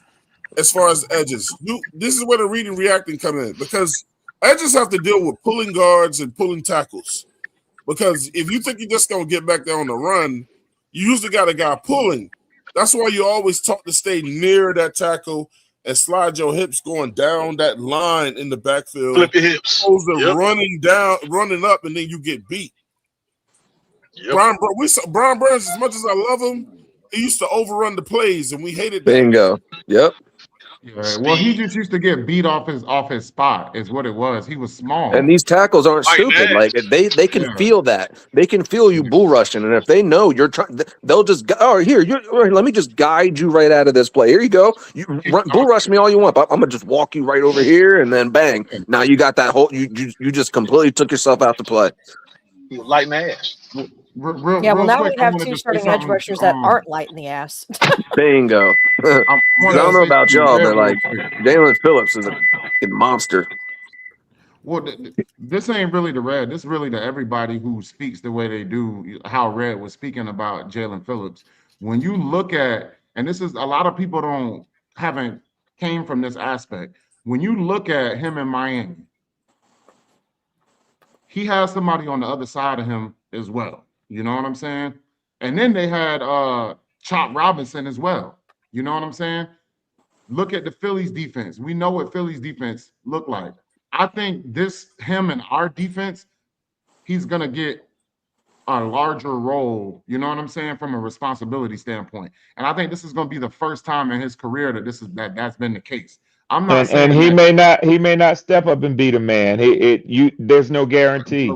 But Red, listen, this goes back to what we were saying before. We don't necessarily need him to step up and be a Trey Hendrickson. Do you understand who Derrick Brown is? Let me say this. I think you do. I think you do. Double team Derrick Brown all the time. I think you do. I think you do.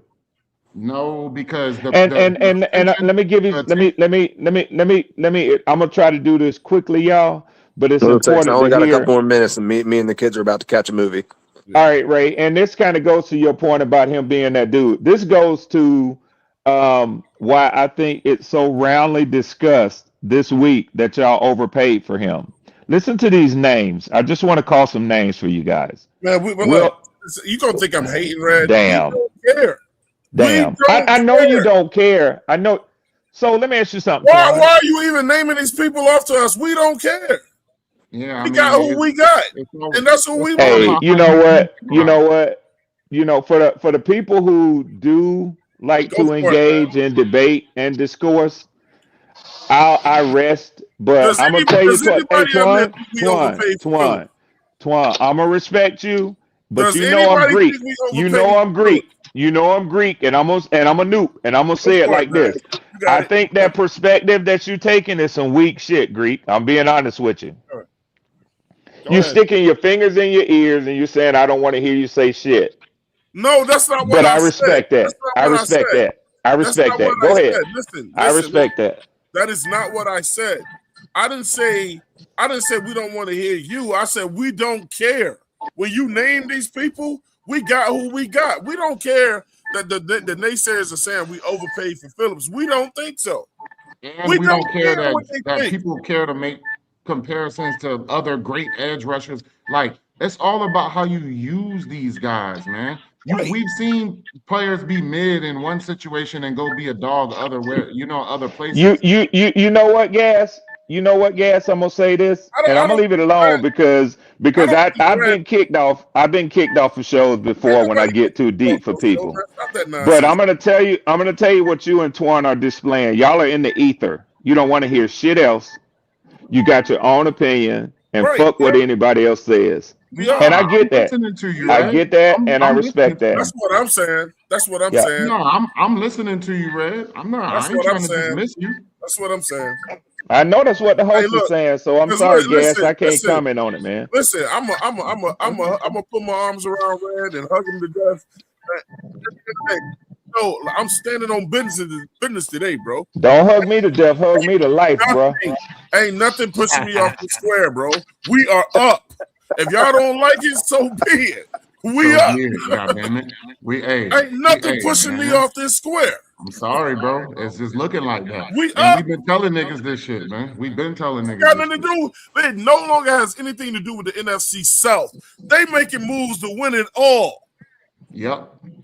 But I guess this is only like my kind of like somewhat rebuttal, and maybe it's like a little incomplete. So like, Red, are you saying basically we're overpaying because you expect a small number of sacks? Like I guess like what's like really your main driving point to the whole overexpenditure like conversation? Hey, to you, Ray, to your question, this is what I say. For the market that you placed him in with the money that you paid him, he's the very bottom of that market. To date, correct? So you say we overpaid? No, hold tight. Twan, hold up. I guess this is essentially my main rebuttal to this. So like, I guess let me be the cheerleader type, whatever. So like to date, like that's where he's at, right? Yeah. Will Anderson Jr., Hines Allen, Jared Verse, are you in agreement? No, I'm gonna keep. Are you in agreement? Oh, my bad. I didn't hear you.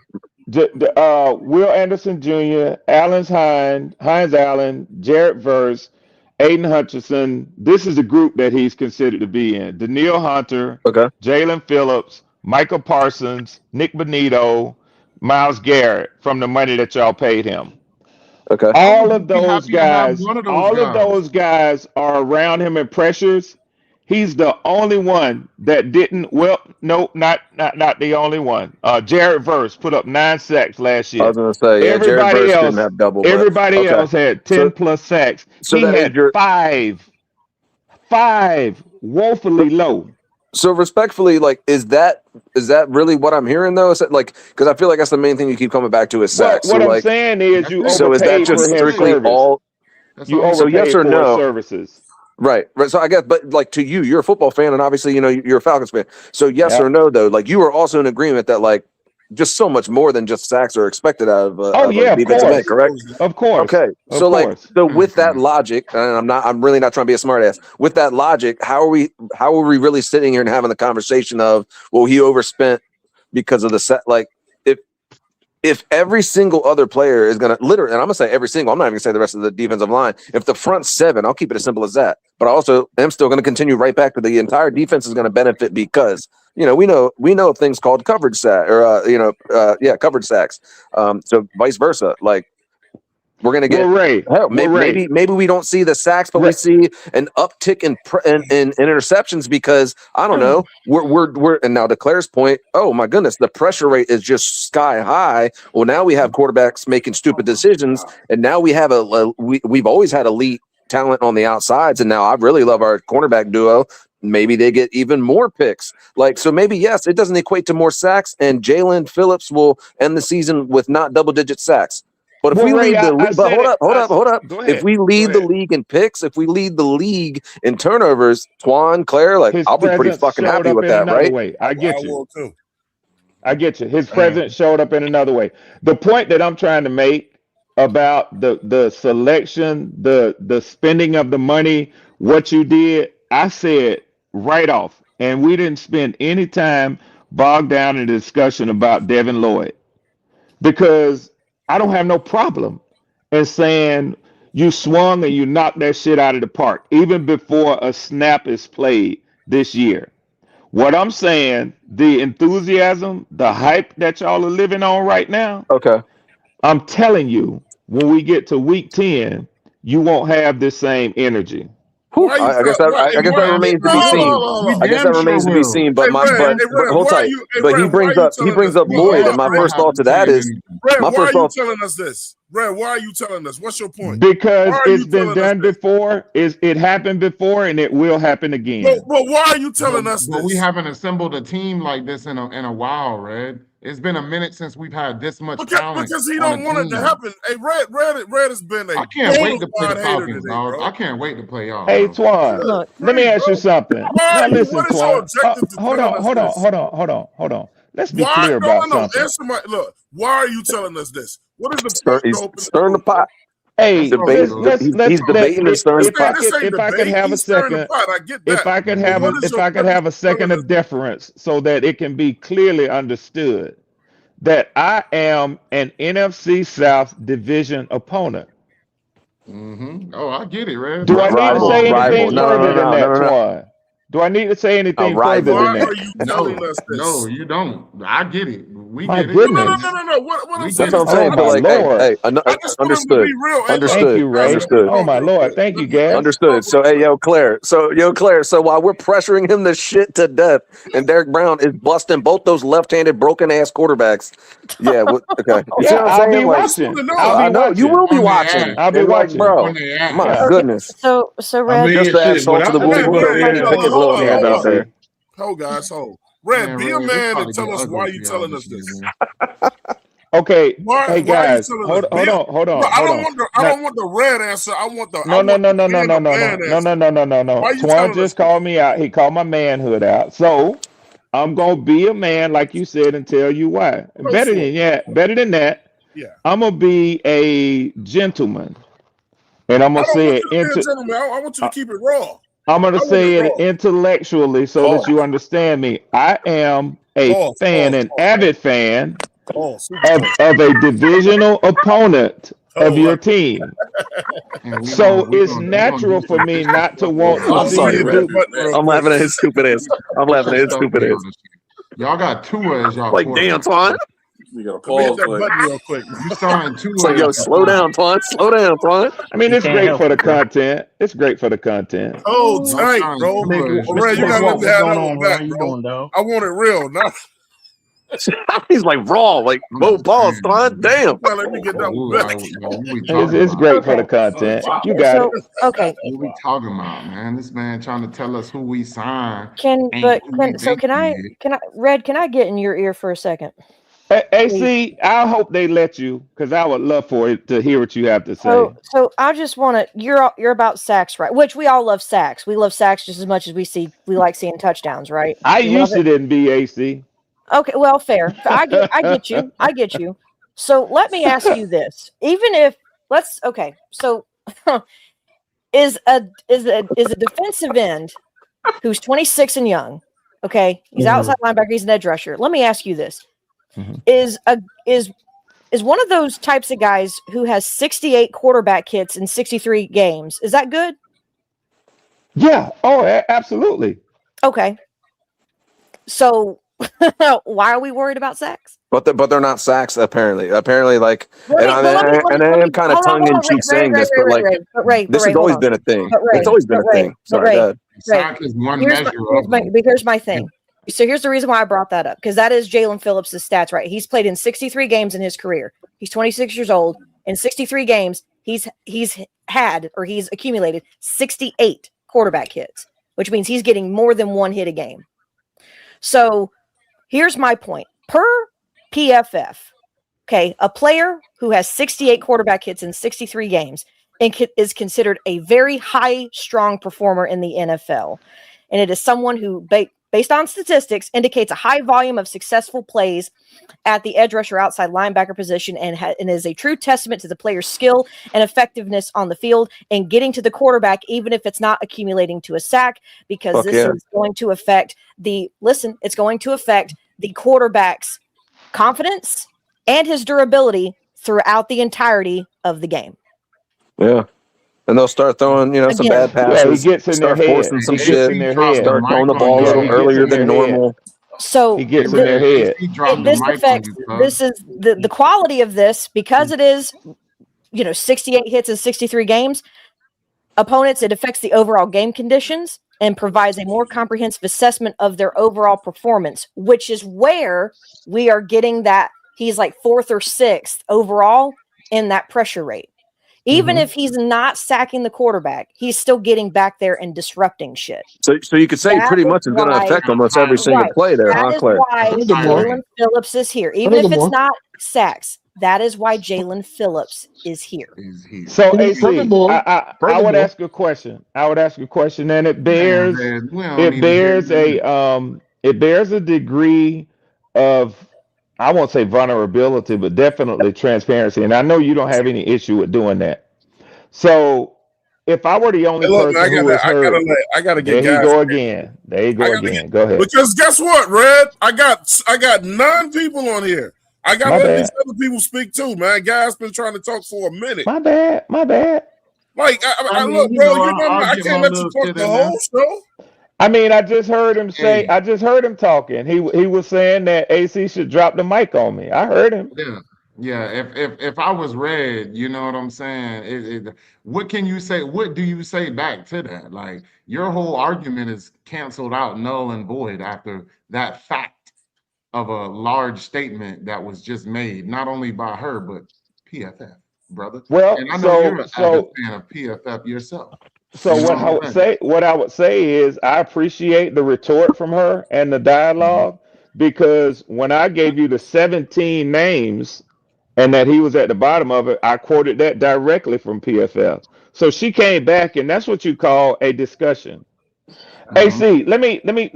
I wanted to ask this so that I know I'm not the only person who has heard these discussions around the NFL. Why do you think that it's being said that y'all overpaid for him? Shout out to Mac Time Tony. I will say this is becoming more prevalent, and it's because of one person and one person only and one team only. You want to know who it is? Because the Ravens gave 112 million to Trey Hendrickson, and to me, that has fueled a lot of it. But here's where I rebuttal. But this was before that though, AC. Honestly. But in context, that was a 2-year deal, was it not? It wasn't. It was a 2-year deal. No, it was. I think it was 3 or 4. But here's the difference, though. But here's the difference. Even though Trey Hendrickson, obviously, he has more sacks. I'm not going to. This is not me discrediting or doing anything or taking anything away from what Trey Hendrickson has done. Okay. Here is my thing. Jaylen Phillips is also 26 years old and in his prime, and has a lot more that he can be coached on and grow through, and he can become better. Trey Hendrickson. And you think he's going to see those 4 years? If not, you think Trey's going to see those 4 years? No, I'm sorry, Trey. Do you think Trey is going to see all 4 of those years? Sorry. No, I don't. Exactly. So I think Trey Hendrickson was paid. No, I'm agreeing with you, Clay.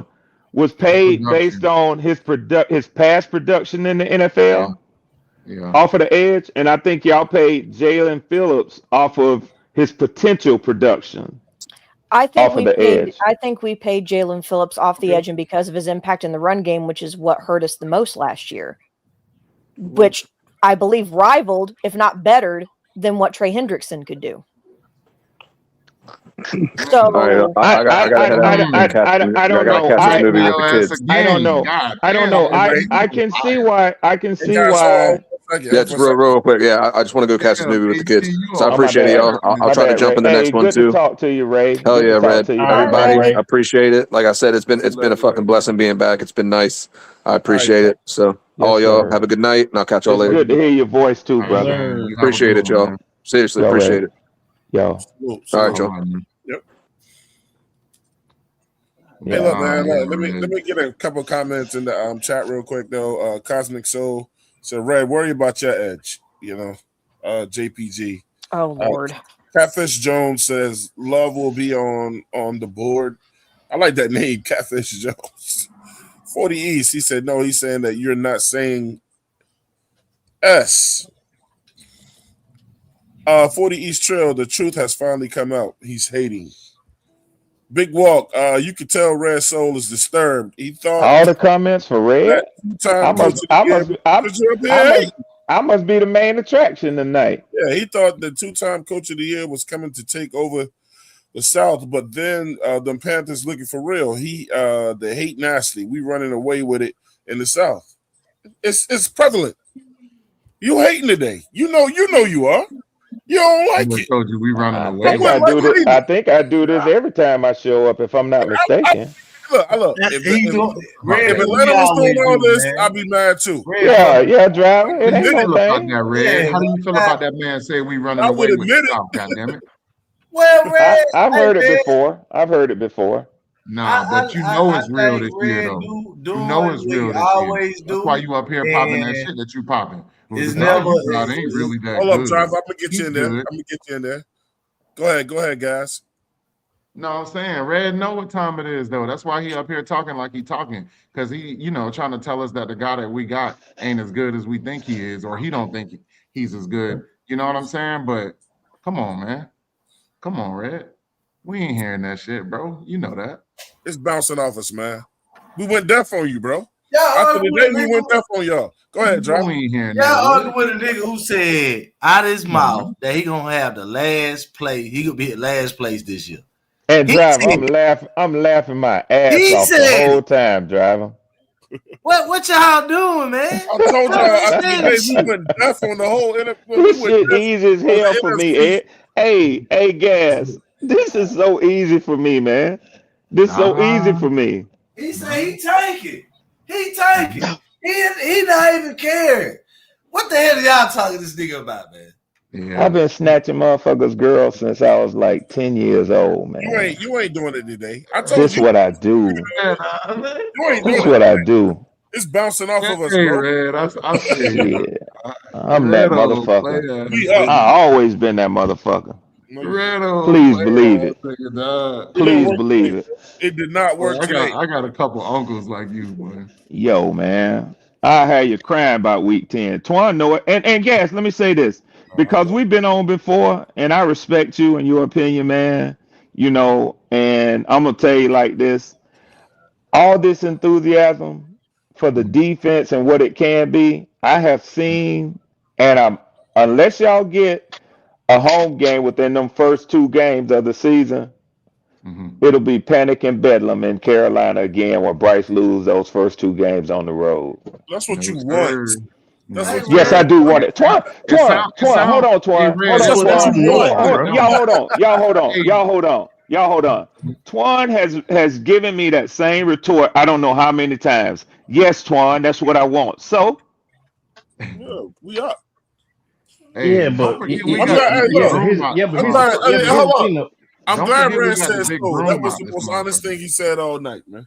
So okay, I agree with that. So you don't want to see Tua laying on the field having another seizure? You don't want to see Tua on your team. That ain't what I said. Even I'm not talking about you, AC. We hope you stay healthy. I'm not talking about the real humans up here. I'm talking about motherfuckers like Twan, who done said it like 5 Tua times. need to retire. Okay. I said 5 times about what? No, Tua does need to retire. He does. Hold on. I ain't say nothing about Tua. No. where you get that You from? said like 5 times that Red want to see y'all lose. Oh, Of yeah. course I do. Of course. That's what I'm saying. I'm just letting you know, like in a playful manner, we went look, after the day, we went deaf on the whole NFC. Okay, I got you. I got What you. you I saying got don't you. matter. I You're got not you. going to deter these I people. got you. Gas I is got up. you. Gas is up. So Money let is up. me give you Power another is up. perspective, Gas. Let me You give you another cannot, but it's perspective. all bouncing Check this off. out. Check this out. And Driver said this earlier, and he's absolutely right. It's no secret. I've said that I expect for the Falcons to be in 4th place in the division this year. Okay? Couple of other things that I expect. Now, I don't know if they're going to happen, and I don't know if y'all's expectations are going to pan out. But this is what I expect. I expect that this is going to be a trial year for the Falcons at many positions on our team. I think the offseason is showing me that that's what they're gearing up for is a 2027 having the team in place that they have for the future moving forward. Quarterback as well. We don't have a first round pick. Even if we did, there's not a quarterback in this draft that I would, other than Mendoza, that I would put on my team and say, this could be the quarterback of our team for the next 10 years. Not another one, not Ty Simpson, not any of the others. They're secondary thoughts when it comes to NFL quarterbacks. So I'm not upset that we can't select a quarterback this year. Roll with what you got. I do know this, that currently the Falcons are projected to have 3 comp picks added to their picks next year, a 5th rounder and 2 6th rounders for the free agents that we did not sign back, the contracts they signed with another team, and the free agents that we did sign that were lower level that can't cancel out those contracts. That's the mentality and the mindset of my GM. That's what he's trying to do to clean up the mess that he was handed on aisle 9. I like it. Their mentality is this is a weak NFC South. It's been a division, whether y'all want to hear it or not. Even when the Bucks were on top, it's been a division that anybody can win. And actually, Tampa. I mean, I wouldn't be surprised if New Orleans wins this division. I wouldn't be. I wouldn't be shocked. Hey, look, after Rand said all that, I only got one thing to say, man. I'm here to tell you right now, we don't care. Let me tell you, we don't care. I'm here to tell you. Hey, but one thing I can say, one thing Drive, I'll check with you about week 10. We do One not thing I want care. to say about Jaylen Phillips is this: they actually brought him to strengthen that 3-4, that package. He works better than 3-4 defense, and he can stand up back there as well too. So he can also play the 4-3, but he works best in that 3-4. Which means we don't have to continue to play nickel all the fucking time either. We can get out of that bullshit all the fucking time. So we're gonna play And a when base defense? yeah, we get out of that bullshit the whole fucking time. Because I mean, you'll still allow your safeties and your cornerbacks to fucking cover, at least. Everett got to get it right too. Yeah, he do. Just like Bryce, with everything they've given Everett, let him get out there and try to be stupid if he want to. Well, I'm glad you touched on that, Tward, because now it's time for me to step in, man. Let Everett get out there and be stupid if he wants to. Talk to us, Driver. Okay, so over the last 2 years in free agency, what weapon or what has they done for Bryce in the free agency? Man, if you don't shut Oh my God. Now it's time to step out. All right, driver. We're gonna Rico go ahead and get your ass Dowdle. word up out of here, bro. Come on, dog. Rico Dowdle. They gave him an O-line, they gave him a running back, they gave him a number 1 wide Hey, receiver. see, We said gave him a wide receiver 2 years ago. Hold on, sir. We're talking about last year and this 5 year. tight ends. No, we talk about free agency, sir. Last year, driver, Rico Dottle, your man of John Metchie, who y'all think gonna take Mullins' job. So y'all around here, what do we do for breakfast? nothing fucking goddamn leaps and bounds for John Metchie. That's what He you hadn't done a thing in the got. NFL. He hadn't done a That's thing what in we the got. NFL. That's the only weapon Price got now. Didn't Hunt come from the field? This season. We got David But Moore my back thing is, driving. why are we singling into the last 2 years when Bryce has been here for damn near 4? That's not even remotely fair. How much money we spent on the defense the last 2 years? That right there. Almost $300 million. Driver. The year before that, a lot of Bryce fans were not even worrying Driver. The reason why, we had the worst historical defense the year prior to last year, and the year before last year. That's why we did what we did. We couldn't spend a shit ton of shit for Bryce after giving him the O-line of his dreams, the O-line that Cam Newton never had. So that was 2 years ago. That was 3 years ago. Oh my God! About the last 2 years. Okay, but Driver, here's my thing. Even so, it's all for naught because at this point, with what we've all seen from Bryce Young at this point, with what we've all seen from Bryce Young at this point, I don't even know if it's really that we are trying to make a good QB greater or if we're just making a mediocre QB less mediocre. Let's be real. Also, now we just not answer questions. Just when I wanted to be mad at Red, then Driver opened up his mouth and say this. Which means it's a good time for me to check out, Twin. I gotta go. I'm not in Ramadan, but I have to take care of my diabetes, man. Hey, Red, just when I want to give you all this. Yes, sir. Yes, sir. He took the heat off me, man. So I'm gonna sneak out how they do in church where they hold up that one finger. Hey, listen, y'all know what it is. Y'all know what I do, man. I'm Red Swarm. I enjoyed y'all. And listen, for everybody. You keep being you. Yeah. For everybody on the 704, man, I will always say this because I know I'm not everybody's cup of tea, but thank y'all for entertaining me, man. I do what I do. You know what I'm saying? But hey, I'm gonna be here. I love 704 Charlotte Bound Show, man. Today he told y'all this what he do. Yeah. Well, look, in the future, he trying to rattle you. It don't work. Damn. AC, I thought everybody knew that by now. I know Driver does. Hey, Red, before you go. Your quarterback might surprise us, man. He might surprise y'all. Who, Tua? Yeah, Tua might surprise y'all, man. He might. He's playing for another contract too, but I'm not looking forward to it. I like the Maiava kid out of USC. That's who I got my eyes on for 2027. That was my guy. We'll see what happens. Yeah, we'll see what happens. Damn, so nobody like old buddy that's down there in Miami? You talking about the guy? You talking about Ray? You talking about old boy that came from Georgia? That came from Duke.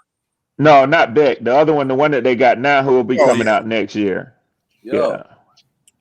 It's gonna be plenty of options. It's gonna be plenty of options. It'll be plenty of options. And I think that dude, even though Big to the state, bro. I'm not saying he's gonna do it, but he could possibly struggle with it. He got to learn a whole new offense that's completely opposite from what he was doing at Duke, man. But that's good though. It might be a learning curve for him with that. It worked for Russell Wilson. Hey, Ray. I'm not gonna. I didn't even know that Darian mentioned. No, hold on. Oh, I see that. I see that. When Russell left NC State and went to Wisconsin, they ran a similar type offense. It didn't change much for him. The colors didn't even change. He was still ran red and white. You say the colors didn't. They just took that wolf off his helmet and put a W on it. And that W ain't been the same since. Yeah, they ain't been to nothing since he left. I'm just saying. Man, that only leaves me just to say one of them. Get ready to shake it. I went deaf on him. Ever since you left me. Hey, man, I want to thank everybody for joining the 704 Charlotte Bound Show, man. for coming through, man, showing that love, man. I want to thank all our guests for coming through here, man. My man Gas came through here. PD, this is his home, but PD came through. My man Pat the Pickle, my brother Ray came through today, man. I want to thank the staff, man. Edge, Claire, Popping Bullets, you know what I'm saying, that's going right now. My man Driver coming through, showing us his presence. Chook was in here tonight, man. It was a house full, man.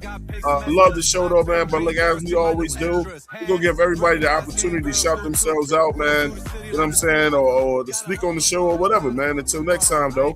Hey, look, we're gonna start with a guy that, look, 1704, always 704. My man PD Quick, man. Talk to us.